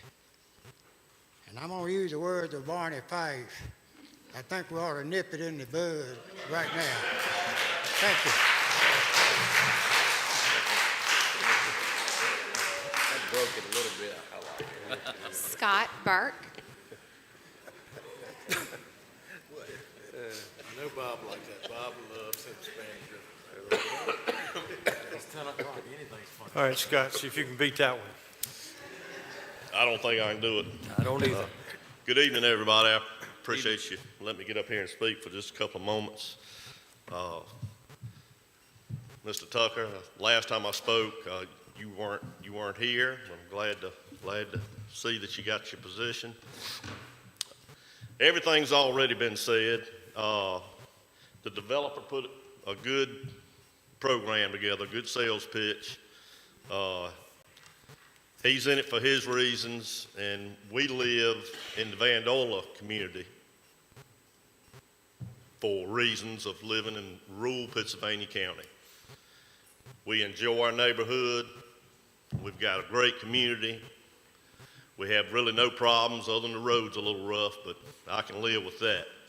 There's no other place I'd like to live. Never in 100 years would any of us, if you look at these people sitting in this room, would have ever thought we would have had an RV park of this magnitude that's going to be in our front yard or our backyard. Marvin Hilton, I said the last time, at night, it's gonna be like a small city in front of his house as well as others that live next to him. I can appreciate the fact that there's now supposedly not gonna be an access. It's still gonna increase the number of people in the community. I'm not totally against traffic as opposed, I know the mega park, I'm all for economic development as I stated last time. I'm all for jobs and growth and the economy in our area. People will be using our road, back and forth, Berry Hill. I can live with that. From what I understand, we have 344 signatures on a petition against this mega park.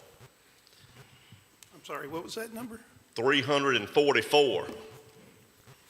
I haven't spoke to anyone that is for it. The only few people that I've heard that, and it basically, the main one was here tonight speaking, is to make money. Again, I'm not against anybody that wants to make a living. I just don't want his living to be at the cost of our community and the way of life that we have in our community. I can appreciate him giving his sales pitch, as I put it. I'm not up to snuff on all the codes and all of that stuff, but I do know that the city on 58 is commercial. That's a main highway. The county portion he's looking at is R1, and that's county residential, and that's the way we want to keep it. And as Mr. Clark said, by reading you that opening statement from zoning, it's you guys are responsible for taking care of us in that aspect. And that's all I've got. I appreciate your time. Thank you, sir. Marvin Hilton.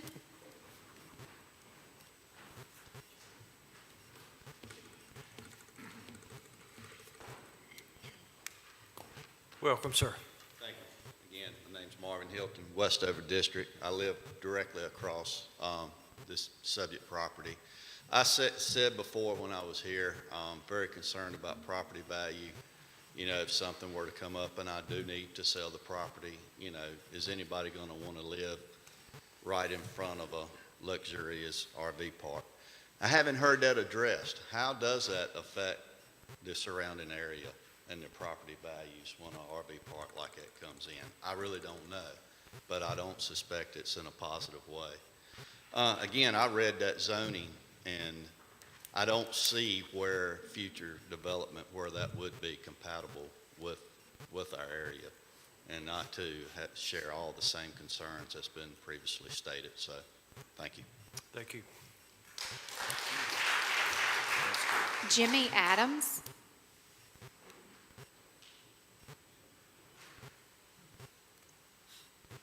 Welcome, sir. Thank you, sir. Good to see you. evening. First of all, I'll start off with the casino. I have a cousin who lives in California, and she came in probably at one of the first meetings we had at our church. I go to Mount Lebanon Missionary Baptist Church. And one of the comments she made was, it was 5 or 6 casinos in her area. You got homelessness. You got people that don't have jobs. A lot of things happen when a casino comes here. But I know it's all about the dollar. I've been in that area all my life. I used to run through that property, that area up there, as a kid. My main concern is, why would you bring an RV park to that area when we have all the other property around us? We got the Berry Hill Road, plenty of property. I went through there Sunday.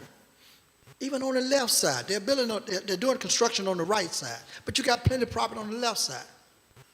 I don't get it. Personally, as everyone is here tonight, we're against this. I don't want it to happen. But I'm going to pray over this thing. because prayer changes things. And I'm not the only one that's going to pray over it. If it's all about the mighty dollar, I learned something from my father, and I'll say this, and I'm going to sit down. My father made a comment one night with his friend. He said, when I leave this world, I'm going to take all my money with me. And this is a true story. My father went into a nursing home. And he had one of those little pouches where you can put your change and you squeeze it together, plastic. Y'all probably remember what it is. And when my father passed, I went back to that nursing home to get his belongings. Guess what I didn't find? To this day, I never found that pouch. Who's going to leave this world? If we gain all that we can gain in this world, we can't take it with us. But I know we got to live. I know we got to be happy. I know we got to be financially able. But is it worth this? Think about your brother, man, your sister.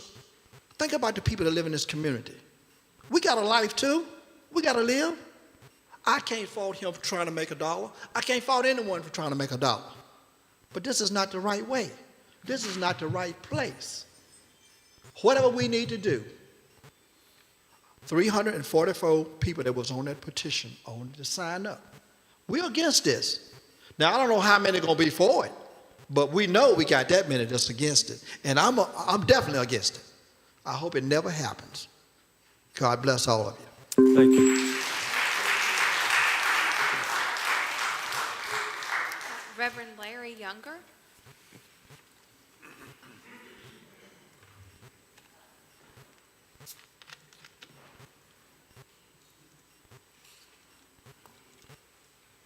Welcome, sir. Thank you. Good evening.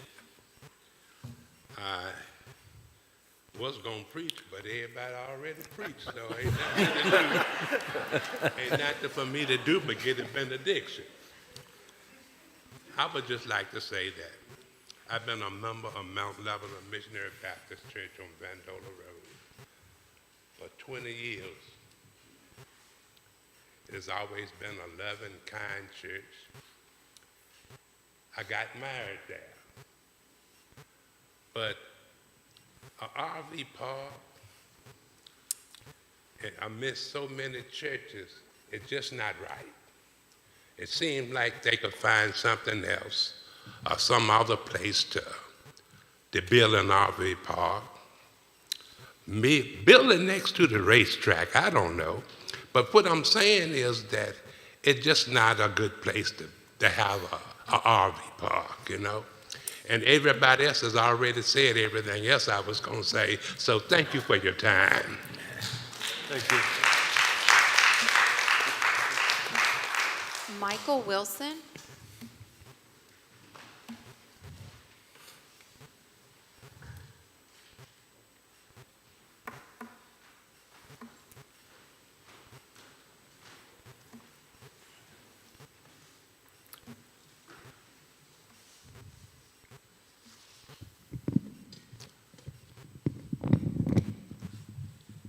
Thank you. Welcome, sir. My name is Michael Wilson. My family hails from the Callahan's Hill community. I was baptized in the creek right down along Route 58. And when I think about it, all you gentlemen here, how many of you would like to have a church that would have a casino, a RV park, or any of that in your neighborhood? Just ask yourself that question. Now, I'm not casting doubt, or I don't want to say that it shouldn't be there. But I think, in my opinion, and I'm representing my brother. I live in Roanoke, Virginia, but my brother has property and on the Callahan's Hill. And as I said, I grew up on Callahan's Hill. And I just want to say that you gentlemen, as you have heard this evening, and I guess a lot of you, if I'm understanding it correctly, this is the first time you've heard some of this information. And I just ask that you would prayerfully consider putting an RV park in your community, across the street or across the road from your church. I thank you. Thank you.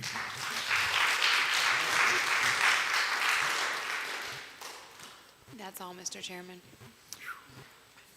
All righty. Well, thank you all for speaking, and since there's no one else, I'll close the public hearing at 10:23 p.m.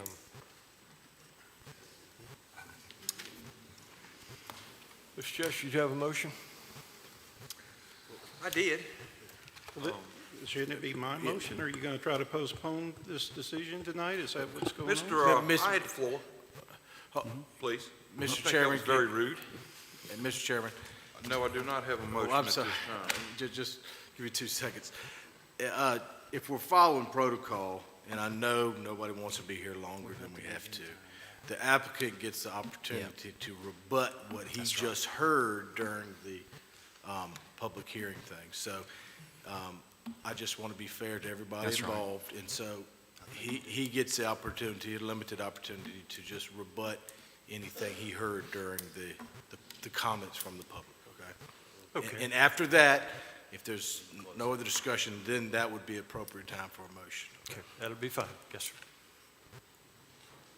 You have the floor to rebut anything you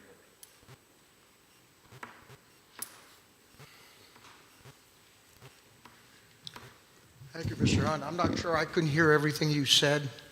This is just, I just wanted to be fair to everybody involved, and then the procedure is that you have the opportunity as the applicant to rebut or illuminate or explain or have comment about anything that you heard during the public hearing process.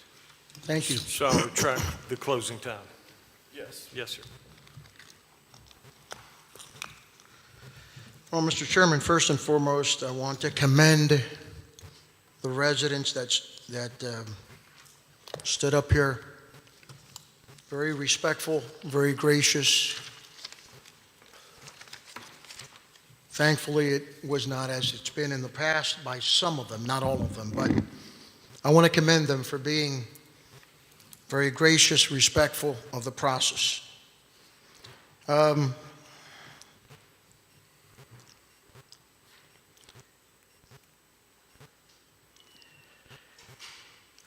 I've heard most of the residents obviously don't want it, and the reasons given were because they don't want it in their neighborhood. And I understand that. I respect that.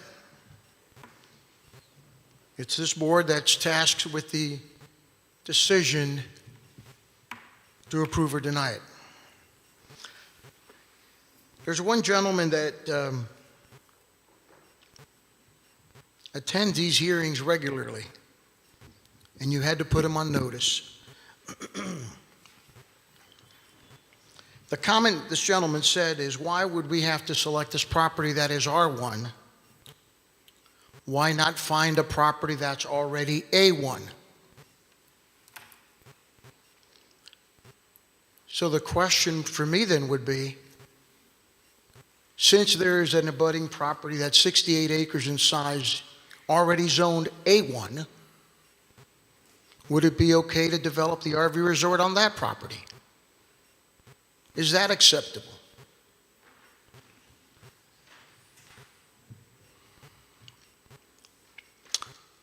I fully understand the concerns of the neighbors that stood up in reference and made reference to the church. I too am a church-going individual. I too am a believer. And I fully respect their concerns and their comments. However, we've gone through great strides to ensure that this RV resort has no impact on the neighborhood.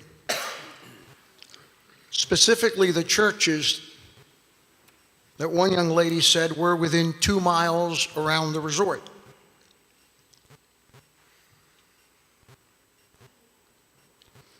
I understand that the residents of Pittsylvania County,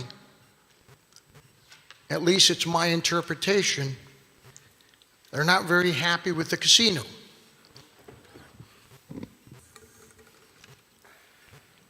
Originally, I was not aware that they did not have an opportunity to vote on the casino.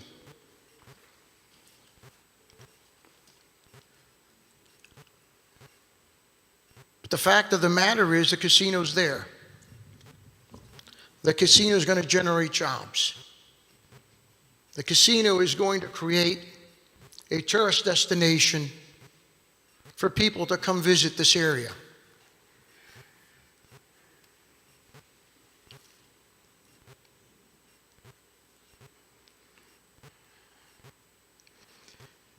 I believe his name is Mr. Horton, and I apologize because I can't hear very well.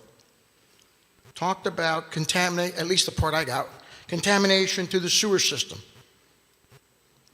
We would tap into city water and sewer, so there would be no contamination to the sewer system.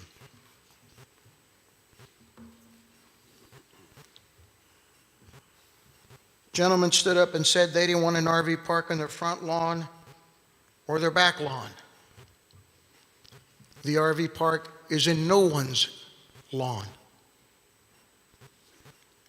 Due to the forestal buffers, you can't see it from anywhere around the perimeter of the property unless you stand at the main entrance.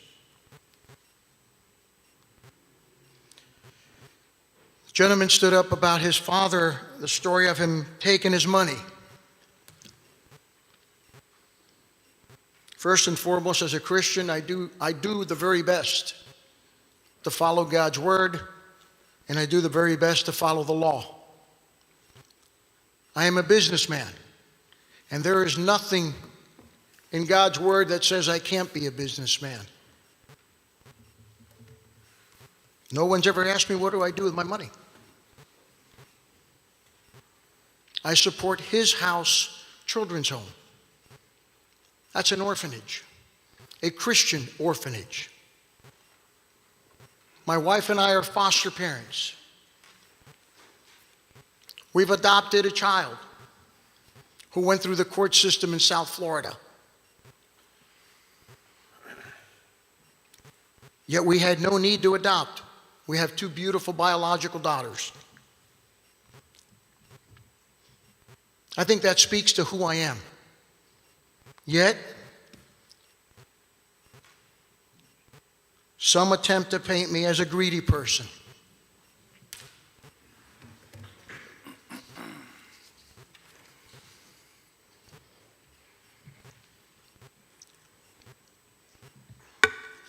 I don't plan to take a dime with me, Mr. Chairman.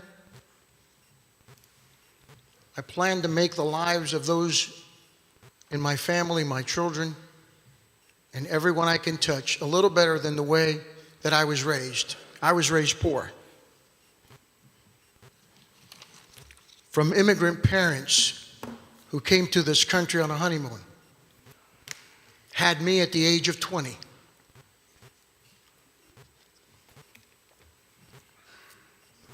I am rich. I am rich because of the grace of God, the love of God, and He's given me an exceptional, beautiful family. Because of that, I'm rich.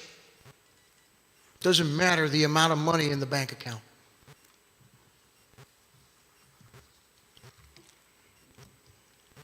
You have a difficult task to analyze everything. Some of these issues are based on moral grounds. Some of the issues are based on the direction the county wants to go in. Some of these issues are actually based on the law, the ordinance, the comprehensive plan. And some of these issues are based on the voice of the residents, which I wholeheartedly support their right to speak. Now, I don't want to end on this note, but not too long ago, approximately a month ago, a member of this board did not allow the Bannister District residents to speak. I'm very happy today everyone spoke, even though it's in opposition. That's due process. Now, I heard that the reason for it was because of a statute. I read the statute. There's nowhere on that statute that states that the citizens of this community cannot speak at an open hearing. As a matter of fact, the statute, the foundation of the statute, is the voice of the people. Thank you, Mr. Chairman. Thank you, members of the board. Thank you, Mr. Hunt, Emily Ragsdale. You guys have a diamond in this county with Emily Ragsdale. What an incredible human being. What a hardworking human being. And thank you for the residents of Pittsylvania County for coming out and voicing their opinion. My prayer is that you look at the totality of everything. And regardless of your decision, this board, I will abide by it. Thank you, Mr. Chairman. Yes, sir. Thank you. I reluctantly ask, do any of my colleagues have any further questions? I now officially close the public hearing at 10:34 p.m. What's your pleasure, gentlemen? Why are you pointing at me, Mr. You had a motion? You No, want to make a motion? Go ahead. no, I did not. Don't even start it.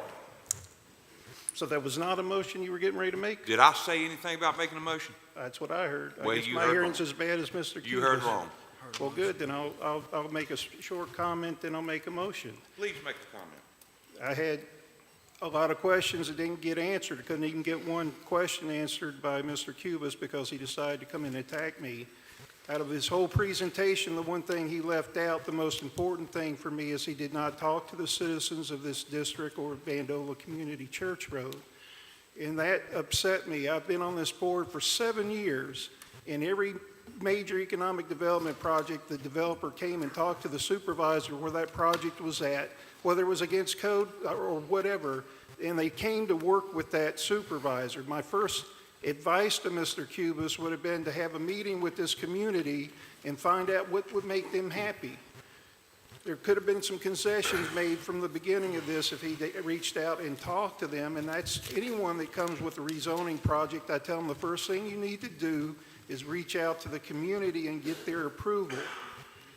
Now, the fact that we had a 5-3 split vote on the Planning Commission, which included my representative on the Planning Commission, and the fact that there was major opposition, 20 people spoke against this project, I was already having a hard time approving this project. But I had some important questions. I don't know, because I couldn't get an answer out of Mr. Cubas. I don't think he reached out to our public safety people and how this is going to affect our fire departments or the sheriff's department with this project. And the other thing for me, like again, it goes back to this community. I've had 2 meetings with this community. I reached out to Emily and asked her to reach out to Mr. Cubas and come in and meet with the community. But I think the well's so poisoned at this point, I don't think there's any way that anything he could do would make these people happy to have this project. And 7 years I've been on this board, I've always dealt with the public and their attitude on these kind of projects. I've never voted for anything that had this amount of opposition. This is almost as bad as when Mount Hill residents came in to try to stop a rezoning case for Davenport, the landfill out there. The only problem is that rezoning case had nothing to do with that neighborhood, would not affect this smell of that landfill or do anything to stop him from the processes he's got out there. I've never seen this amount of people come out in opposition for a project, and it would be stupid for me to vote against the people that I represent, that I'm here to serve. So as far as I'm concerned, I oppose this project, and I will vote it down. That's my motion. Thank you, sir. Thank you, Mr. Scarce. What about a second? I'll second it. Thank you, Mr. Cheshire. Any further discussion? Yes, sir, Mr. Chairman. I think it's important to look at the case as a whole. I have said, and I'm just going to be honest with you, you had a good presentation. I've said from the beginning, I am not against an RV park. Some of them are nice. I think they have their right place. They are very beneficial to the community. You did your homework. Excellent job on your homework. You went to great lengths to contact the lawyers and Caesars, but I wish you would have went to great lengths to contact the people that it would be affecting. That is who we serve. This is one of the larger petitions that I've seen come to us on this board. But I just wish, we tell businesses when you come this way, get in contact with the local people that you're going to be around. Get in contact with the fire departments. Sit down and have a community meeting. And I think you did your homework, and I've got respect because you did a great presentation, excellent presentation. But I just wish you would have took bigger strides to get down to the people that it's going to affect. Just to be honest with you, the neighbors. Like I said, economic development's a great thing in the right place, and that's where I'm at. And I want to thank all the folks for coming out. Your voice is okay. It's all right. It's good to speak. Everyone has that right. Economic development, everyone, this is what we need in our county. And that's where I'm at, Mr. Chairman. Anyone else? I would have to say this is probably one of the more tougher decisions that we've ever had to make, because many of us stand shoulder to shoulder with economic development. And when you have an opportunity such as this, which would bring growth to the county, would bring revenue, which in essence what we work toward is making sure that you have a low tax rate. But it comes back to what I said at that church meeting that I attended, is that if the majority of the people spoke out against this, I would stand with the people. And I stand by what I said then, as much then as I do today. So gentlemen, no further comments, cast your vote. And Mr. Chairman, since we have had some Can discussion. I get clarity on one thing, Mr. Chairman? A yes vote is voting to deny. Correct, that's what Okay. I was going to state. Thank you. All right. Messed up. Yeah, you need to back up and punt, because I've already hit it. Mr. Scarce voted to deny. That was his motion. That was the motion, Mr. correct. Cheshire, you straight on Second. your I'm second. just going to Okay. cancel it. We're going to start it over. Yes, ma'am. Okay. All right, so Mr. Scarrett, there you go. So his motion being yes. This is a motion to deny. Exactly. Yep. Okay. And what about a second? Tim's got the second. I got the third.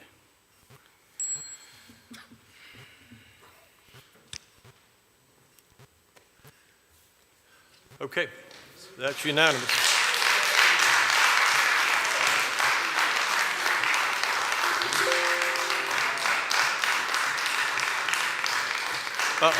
We have more business to take care of, but do let me thank you on behalf of the board for coming, for your presentations, and we heard you, and that's what is so important.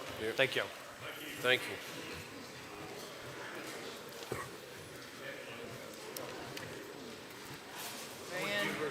Any unfinished business? No, sir. Thank you. We're down to number 12. This is new business. Ms. Ragsdale. Yep. This is the illegal. Didn't mean to interrupt you there. New business. We're gonna get home there. Mr. Chairman, we have an appeal to a solid waste violation that was issued that is before you all under Chapter 17 of the Solid Waste Code. All appeals come before the Board of Supervisors. So on September 23rd, a letter was sent to Mr. Adams, the property owner, stating that the amount of solid waste. Can you wait just a second? Mr. Bailiff, could you expedite the departure? Thank y'all for coming. We've got quite a bit more business to cover. Somebody gone to sleep. Okay, go ahead, Emily. Thanks. So on September 23rd, a letter was sent to Mr. Adams notifying him that the amount of solid waste that was being stored on his property was in violation of the solid waste ordinance. There was a large hole that had debris, construction material, etc. In it, as well as scrap metal that was piled up on the property. So a letter was sent to him. He is appealing the determination that that is a violation of the solid waste ordinance, and his written appeal is included in your packet.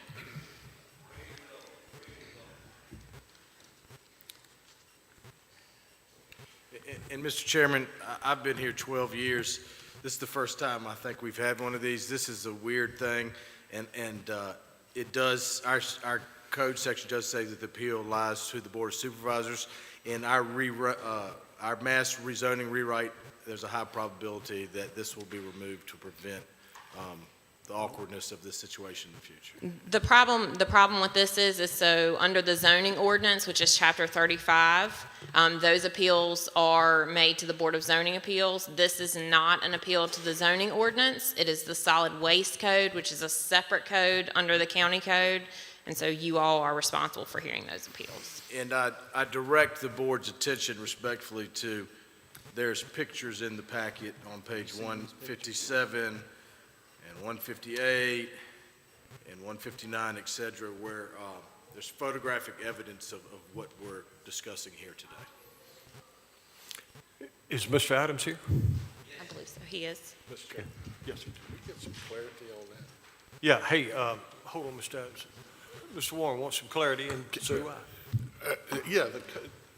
We're talking about revamping our code and changes. How do you see those changes occurring? I mean, is this going to change from being a Board of Supervisors decision to this solid waste thing going over to zoning? Well, that's a debate for another day, but you know, I'd imagine that it'd probably go to the county administrator in the future, and then there would be appeal of that. And then what's the timing on us getting to that point? We are, what, 18 months away from that, or Well, so this it's would not- would require an amendment. That's the one we're working on every other month type deal. I'm sorry, sorry. this would be a separate code section. So this is actually in the county code, not the zoning ordinance. So if you all would like to make that change, we can make that change to Chapter 17 at any time. We don't have to wait for the zoning ordinance rewrite. It blows my mind that we've never had it come up before, this kind of appeal. And, I mean, we're actually going to be asked to make a decision tonight without honestly, any experience to the fact.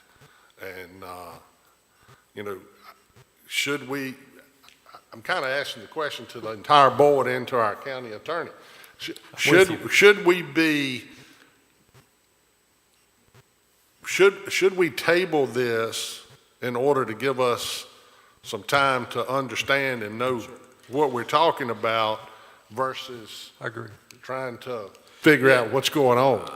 I think there's a 30-day time limit on this, but I think we should hear from Mr. Adams, and I would recommend it to you after you hear from it, for you to table this and let us brief the issue and make a recommendation and provide you some guidance for the December meeting. Yeah, I mean, and for clarity, while we're getting into this, I want clarity. Mr. Adams and our friends and we play golf together. So I probably need to abstain from Okay. this vote. All right, you can, I see no issue with you voting to table it tonight, but when the ultimate decision occurs, I can write you a statement where you can abstain from That voting. sounds good. Yeah. Before Emily moves, can I ask you a couple of questions? How did you become aware of this property and the supposed violations? So And we can it be have, seen from the road, I guess? we have a building permit, an active building permit that gives us access to the property. The driveway for that property runs right between the burn hole and the stockpile of metal. So one of my inspectors was out doing his inspections, saw this, it is obviously a violation, so he came back, notified me. The code enforcement officer went out, verified, took pictures, and then a letter was sent. Thank you.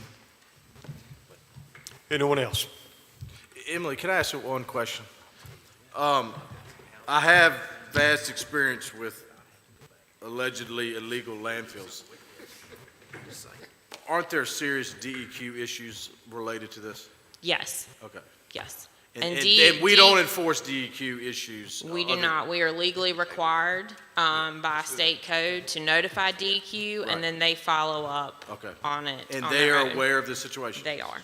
And you don't know where they are in the process, it's not our right to know at this I do not. They do not normally provide us with feedback. We just send it to them. They tell us that they've turned it over to the appropriate person, and then they handle it from there. And the theory and the law being, if you have a landfill, it has to go through an extensive permitting and regulation process. Correct. Our zoning ordinance would define this as a landfill because it is, a hole has been dug, debris has been put in that hole, and based on the pictures that are included in your packet, brush and dirt and things have been piled on top of that debris covering it. And I included in the staff summary, some of these things can be burned, so it could possibly be a burn hole. However, construction debris can never be burned, especially if it is a petroleum-based substance.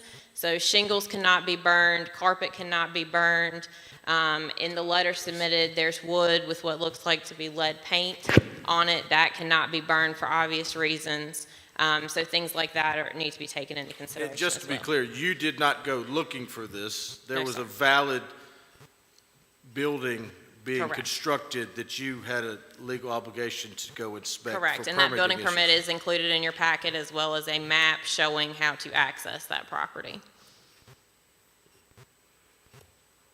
All right. Can we have Mr. Adams speak?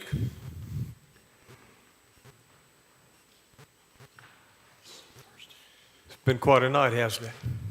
Yes, sir. It's highly unfair for her to come up here and to say all those things that she just said, and this is the first time that I'm hearing it, okay? I don't know how you can see lead paint.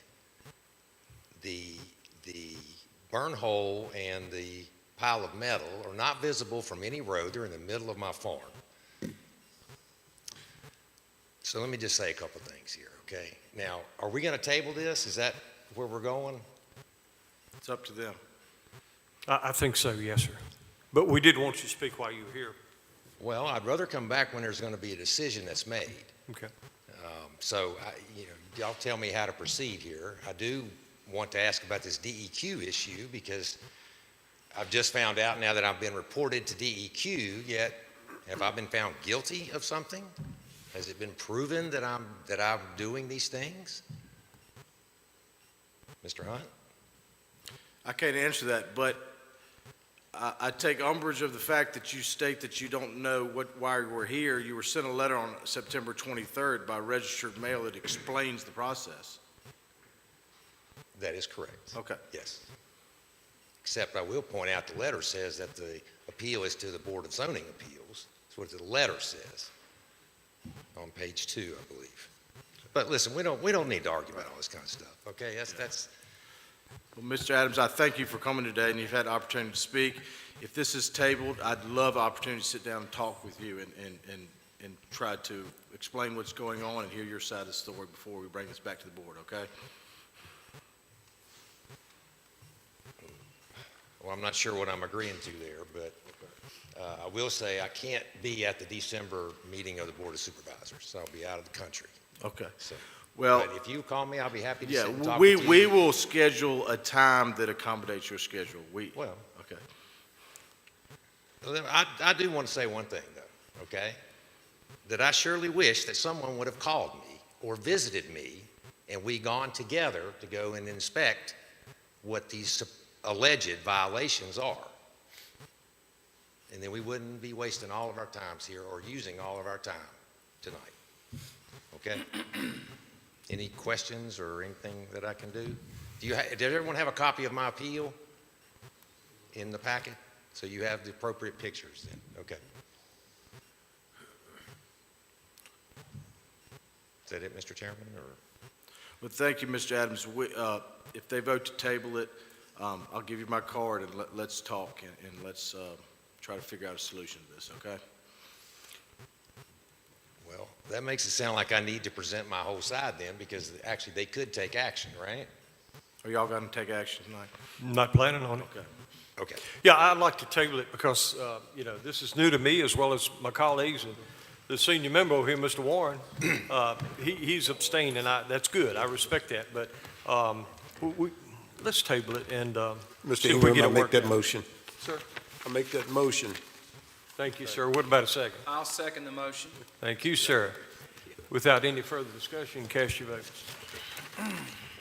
Wherever you go, enjoy your trip. Well, I'd like to repeat, though, I'm not running a landfill, okay? I'm not.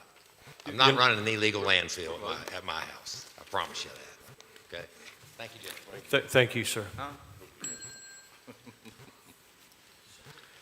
Yeah. Okay. I think it's yes Okay, to- that has been tabled. Okay. Mr. I need Warren, one more vote. One more vote. Mr. Warren, he needs to hit I'm the abstain abstaining. button.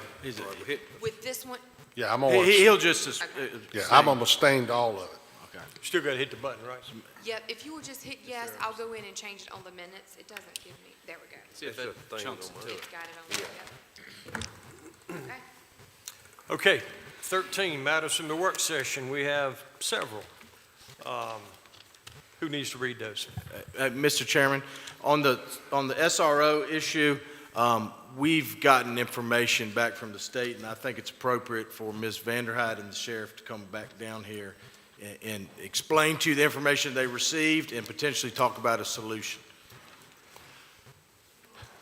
Welcome back. Long time no see.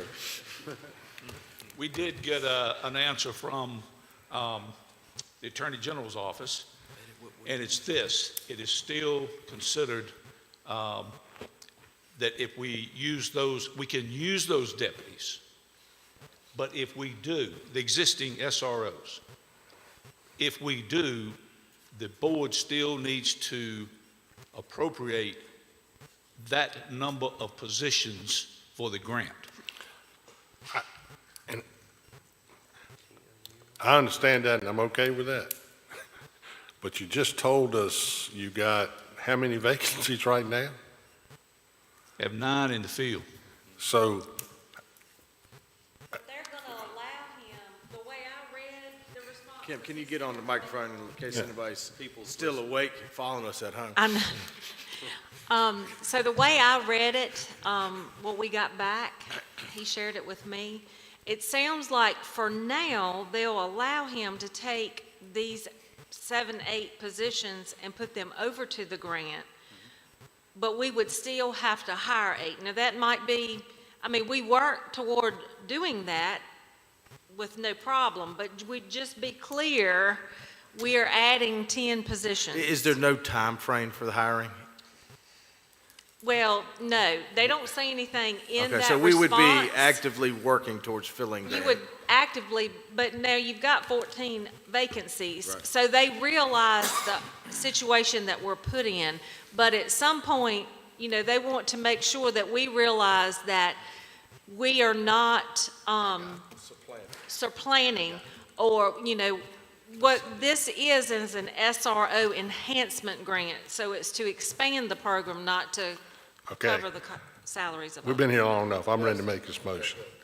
I make the motion that we proceed with acceptance of the SR grant as presented earlier, with the intent of the county securing those additional positions, with every effort being made to fill those positions as we get confirmation of additional funding from our governor, who has said he wants SRO officers in every school division. So, and I also will add to that motion that these positions will not be filled if it's going to be detrimental to our field officers and the presence in order to protect our citizens in the community. I second that. He beat me to the first, but I'm going to second it. Sheriff, Any that works for you? That works for me, yes. Any further discussion? If not, cast your vote.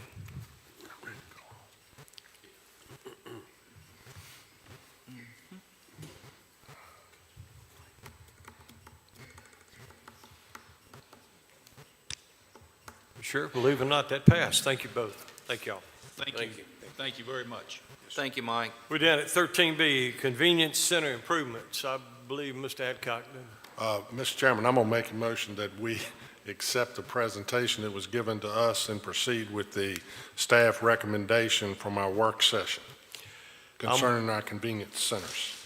I'll second that. Mr. Tucker, second. Thank you. Any discussion, gentlemen? Any further? Okay, cast your vote.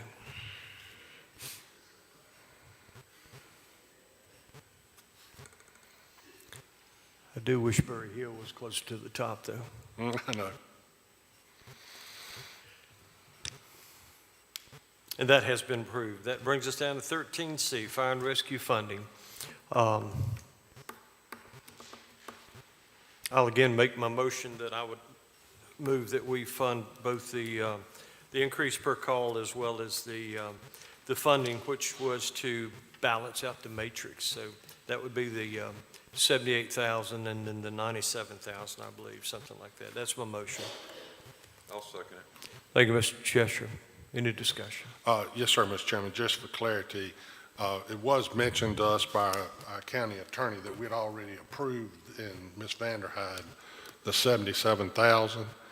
I'm going to restate the same thing I said a month or two ago, the same thing I said in the work session.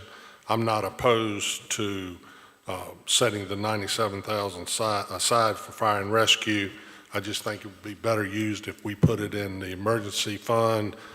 So, you know, I'm not going to vote for it to go as a disbursement to each individual department, just because I think the use of it could be more valuable for those medium and small size agencies in the event of a major breakdown. So, but I do support our fire and rescue departments.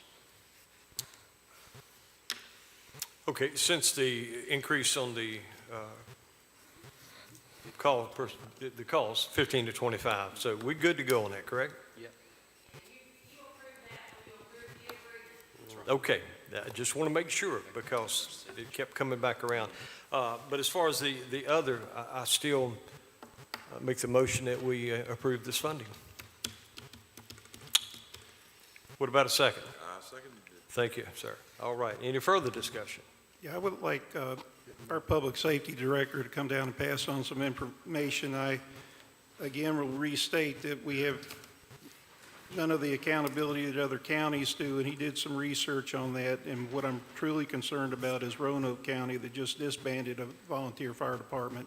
He did he was not able to reach out to them, but he did reach out to some of the surrounding counties. And I will, he said that Henry County only requires one audit a year before they give out money. Although the chief I talked to in Henry County said they have to do it twice a year. But please, Mr. Keys, please pass on that information. Yes, sir. I've actually checked with Halifax, Henry, and with Franklin County on their requirements for funding. In Halifax, they do require to turn in the 990s every year in order to receive their funding. They provide no electric, no diesel, no heating fuels, no insurance for those agencies. They receive roughly $45,000 per year. That's broken up into 2 payments over the year. In dealing with Henry County, they have to do an audit every year before funding is released. They are able to choose their own auditor, and they pay it from their own finances. They receive roughly $64,000 per year. They do not pay any of their insurance, nor the electric, nor the diesel, anything of that nature. Franklin County buys all fire and rescue equipment, all vehicles, air packs, turnout gear. They do audits. Basically, it's rotating on a 3-year basis. So they have 21 agencies, so they do basically 7 audits a year. The county does pay for it. It is outsourced to a third-party vendor that does those. And like I said, that was just 3 agencies, or the 3 counties that surround us that I reached out to find out how they did theirs. We have received quite a bit of the 990s back, and have you seen, you've put together the list. You know, I know we talked about the additional $3,500 probably wouldn't mean a lot, but in doing that, this evening when I left, I went back and done it on expectations of what they spent for the first quarter. Just an estimate of what may happen with their fuel budget. 16 agencies will obviously go over their recommended fuel budget for this year. Possibly with adding that $3,500 to these agencies, that may bring that back down to, 9 wouldn't go over, but still 7 would be over that budget amount. So that $3,500, it would do good, put in set aside for emergency funds, but you could make a big difference in some of these agencies and their funding. Well, it sounds like what you said about our 3 surrounding counties, we're already doing pretty good on our funding to our department. Yes, sir, we're doing very good. Compared to our surrounding counties. Yes, sir. Yep. It was interesting. I appreciate that. I'd like for you to send me that information. Yes, sir. And one thing I did leave out, Franklin County, their agencies receive approximately $26,000 a year, with the exception of 1 agency, and they receive quite a bit more than that. So our funding does do good, but yes, we do see a need to increase the base funding. That would definitely help out with their, reserves for the electric and for their fuels. Mr. Chairman. Yes, sir, please. If I may, I think this is an area where we can compromise. Some of the smaller departments might be dependent upon that monies before the year closes, and then mayhaps next year we can revisit, some type of audit trail. The third caveat I would ask you, sir, and also all the departments, is to reach out to the minority community, and let's put some type of recruitment in place so that we can get more of our African Americans and also other minorities to serve in these departments and what have you. Yes, sir. Because I like to see more fire and rescue kind of resemble, what we look like in the Bannister District anyway. Yes, sir. Thank you, sir. I need just to reiterate what I said earlier. I felt like that the departments were promised this money, and this was part of that matrix which was put in place long before I ever came around. But I am not a mathematical genius, unlike Mr. Warren here. But if you take approximately 600 volunteers, men and women, and let's say they made the medium average of $30,000 a year, it comes out to $18 million, I believe. Imagine if we didn't have volunteers, where would we be? So this little bit that we're offering up is minimal compared to what we could be paying. So I really like what Mr. Tucker just said. Going into next year, what I would appeal to this board is let's put this behind us and look at making some good improvements for next year. Yes, sir. Thank you, sir. So I made the motion. Mr. Cheshire has second. Without further comments, make sure you cast your vote.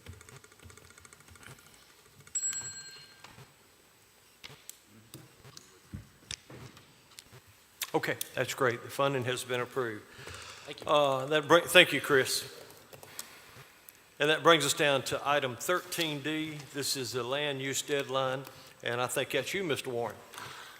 Yes, sir. I'd like to make a motion that we extend the deadline from December the 10th for the filing of the land use paperwork to December the 20th, 2022, provided all of the information is mailed out no later than this Friday, which I think is the 18th of November. We had a little bit of a delay in the mailing, and it wouldn't be fair to the folks that take advantage of the land use program to subject them to a deadline like that. And it will also include a waiver of any late fees if they file by December the 20th, 22. And we request that this be put on the county website and our Facebook page so everyone be made aware of it. Thank you, Mr. Warren. What about a second? I'll second it, Mr. Chairman. Thank you, Mr. Dalton. Any further discussion? All right, gentlemen, cast your vote.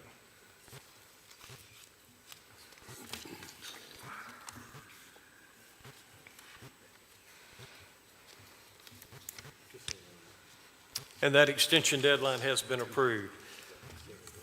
We're down to 14 board member reports. Mr. Cheshire, I'm going to start with you, sir. All right, keep it short and sweet, Mr. Tucker. Pull your mic down a little bit, buddy. Mr. Tucker, it's a pleasure to have you on the board, sir. Thank you, sir. And gentlemen, thank you for a good evening, and thank you for everybody that participated. Thank you, sir. Mr. Dudley. Mr. Tucker, welcome to the board.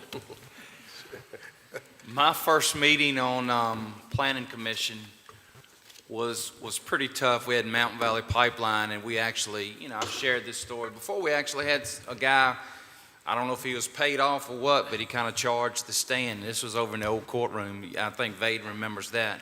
But welcome to the board. That's what I'm trying to say.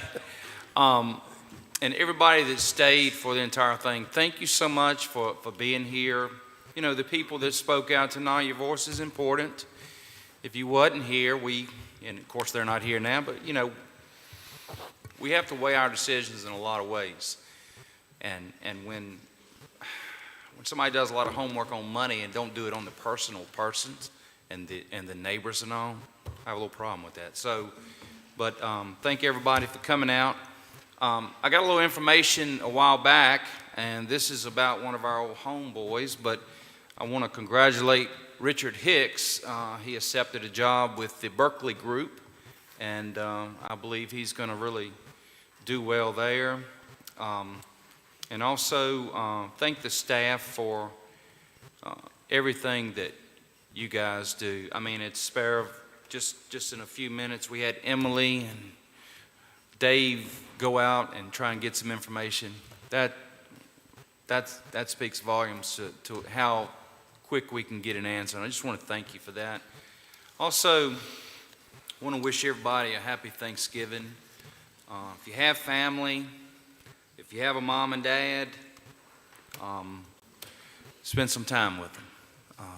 There's nothing guaranteed about tomorrow, but just take time to live today. Thank you. Thank you. Mr. Warren? Yes, sir, I'll be very brief.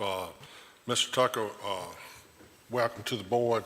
Glad to have you, and I'm glad that we had such a short meeting tonight with it being your first one. We're going to get home before tomorrow. It's a big county.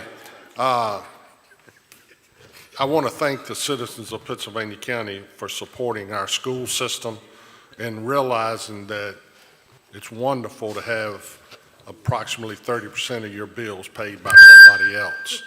I think all of us would take that situation if it occurred.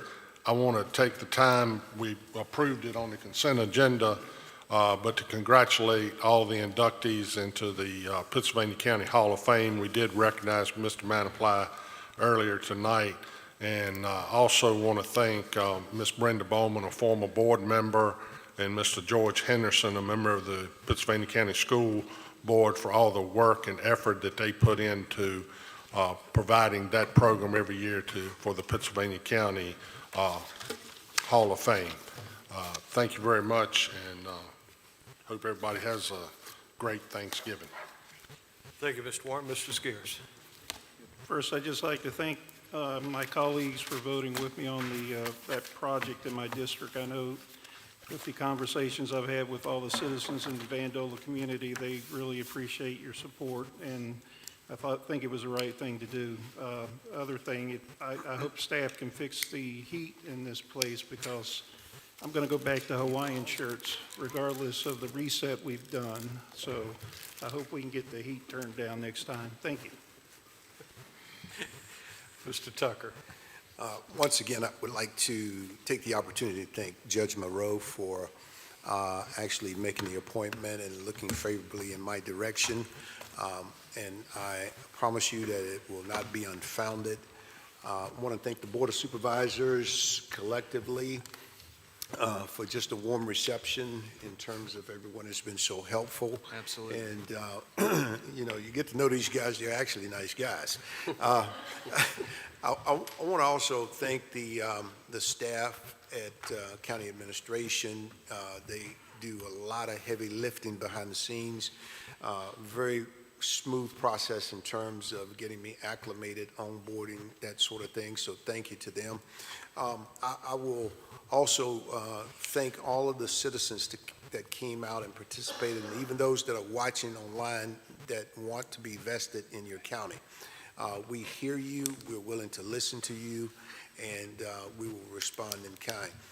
Lastly, I just want to say, or echo rather, happy Thanksgiving to everyone. Enjoy your family, and also keep in prayer the UVA family, and also those families that were affected. Please pray for those families, because once the media goes away, they will continue to need your prayers. Amen? Amen. It's good. Thank you, Mr. Tucker. Mr. Dalton. Yes, sir, Mr. Chairman. A lot of my comments have already been said, but again, I want to wish everybody a happy Thanksgiving. We all so blessed. Yes, And UVA, the families, as Mr. Tucker spoke about. And also I want to welcome Mr. Tucker to the board. And thank everyone for coming out tonight. We had a good crowd, had a lot of comments. I want to thank all the staff. And that's it. Thank you, sir. Good comments. Many of mine were taken, so I'm going to breeze through these pretty quick for the people at home. Both of you that are watching at home, and a few that's here in the audience that's still awake. But yeah, our hearts were broken with the horrible attacks on these students at UVA. It just reminds us that evil is everywhere, and when we work to do things like we did tonight to protect our schools, to get more SROs, that's all we can do, and hope and pray that our children, our teachers, staff are protected, as well as us. A Hall of Fame, Lindy Bailey, Jesse Bennett, Jacob Grouse, Shirley Kinsley, who passed away a few months ago, Eddie Lloyd, Joe Mannapply, Neil Oakes, C.L. Scarce, and Calvin Takataka. These were the Hall of Fame recipients, very distinguished group, very worthy. And again, I want to echo George Henderson and Brenda Bowman's work in this. November is a very special month, and we got to honor our veterans, and I'm very honored to be considered one. But Mr. Tucker, you're a veteran. Yes, Mr. Scarce is a veteran. Mr. Cheshire's a veteran. I told him a preacher that one time, and he said, "Was you in the Salvation Army?" I said, "Yeah." But you know, where would we be without our veterans? No doubt about that. I celebrated 37 years being married to the same woman. I'm proud of that, so I wanted to share that with you. Say what? I just did that too. With who? My wife. Oh, what's the date? 9th. 7th. How many years? 37. Wow. Two good women right there. Hey, I will say that's a geographical odyssey on that one. But I'm very grateful for our fire and rescue. My colleagues, thank y'all so much for continuing to take care of them. Mr. Tucker, it is, again, a pleasure to have you. This was a historic night. I promise you, if you come back next month, it won't be quite so bad. So please come back. And in closing, I do wish each and every one of you a very wonderful Thanksgiving. I think sometimes we fail to stop and give thanks for what we do have. We're too busy fussing about what really doesn't matter. So now, County Board Administrative reports. Mr. Hunt, it's going to be very, skip right over you, it's going but to be I'm not very tonight. brief, because Mr. Chester said he'd throat punch me if I spoke more than 2 minutes. No, I heard it, but I want to thank the board tonight. I want to welcome Mr. Tucker. I've been very impressed in the several conversations I had with him. He seems to be a man of great integrity, and I think he'll be a great addition to this board. I also want to thank all the citizens who came out tonight. It was a long meeting, but this was democracy at work tonight. We are retail democracy, and this is what makes this country the best country in the world. It's not without its flaws, but tonight was the reason why this is the best country in the world, because the citizens spoke, the board listened, and we accomplished a lot tonight, and everybody have a wonderful Thanksgiving. Thank you. Mr. Arnold, do you have anything? No, sir. And again, our staff, Kaylin, Holly, you sound tech guys, thank y'all so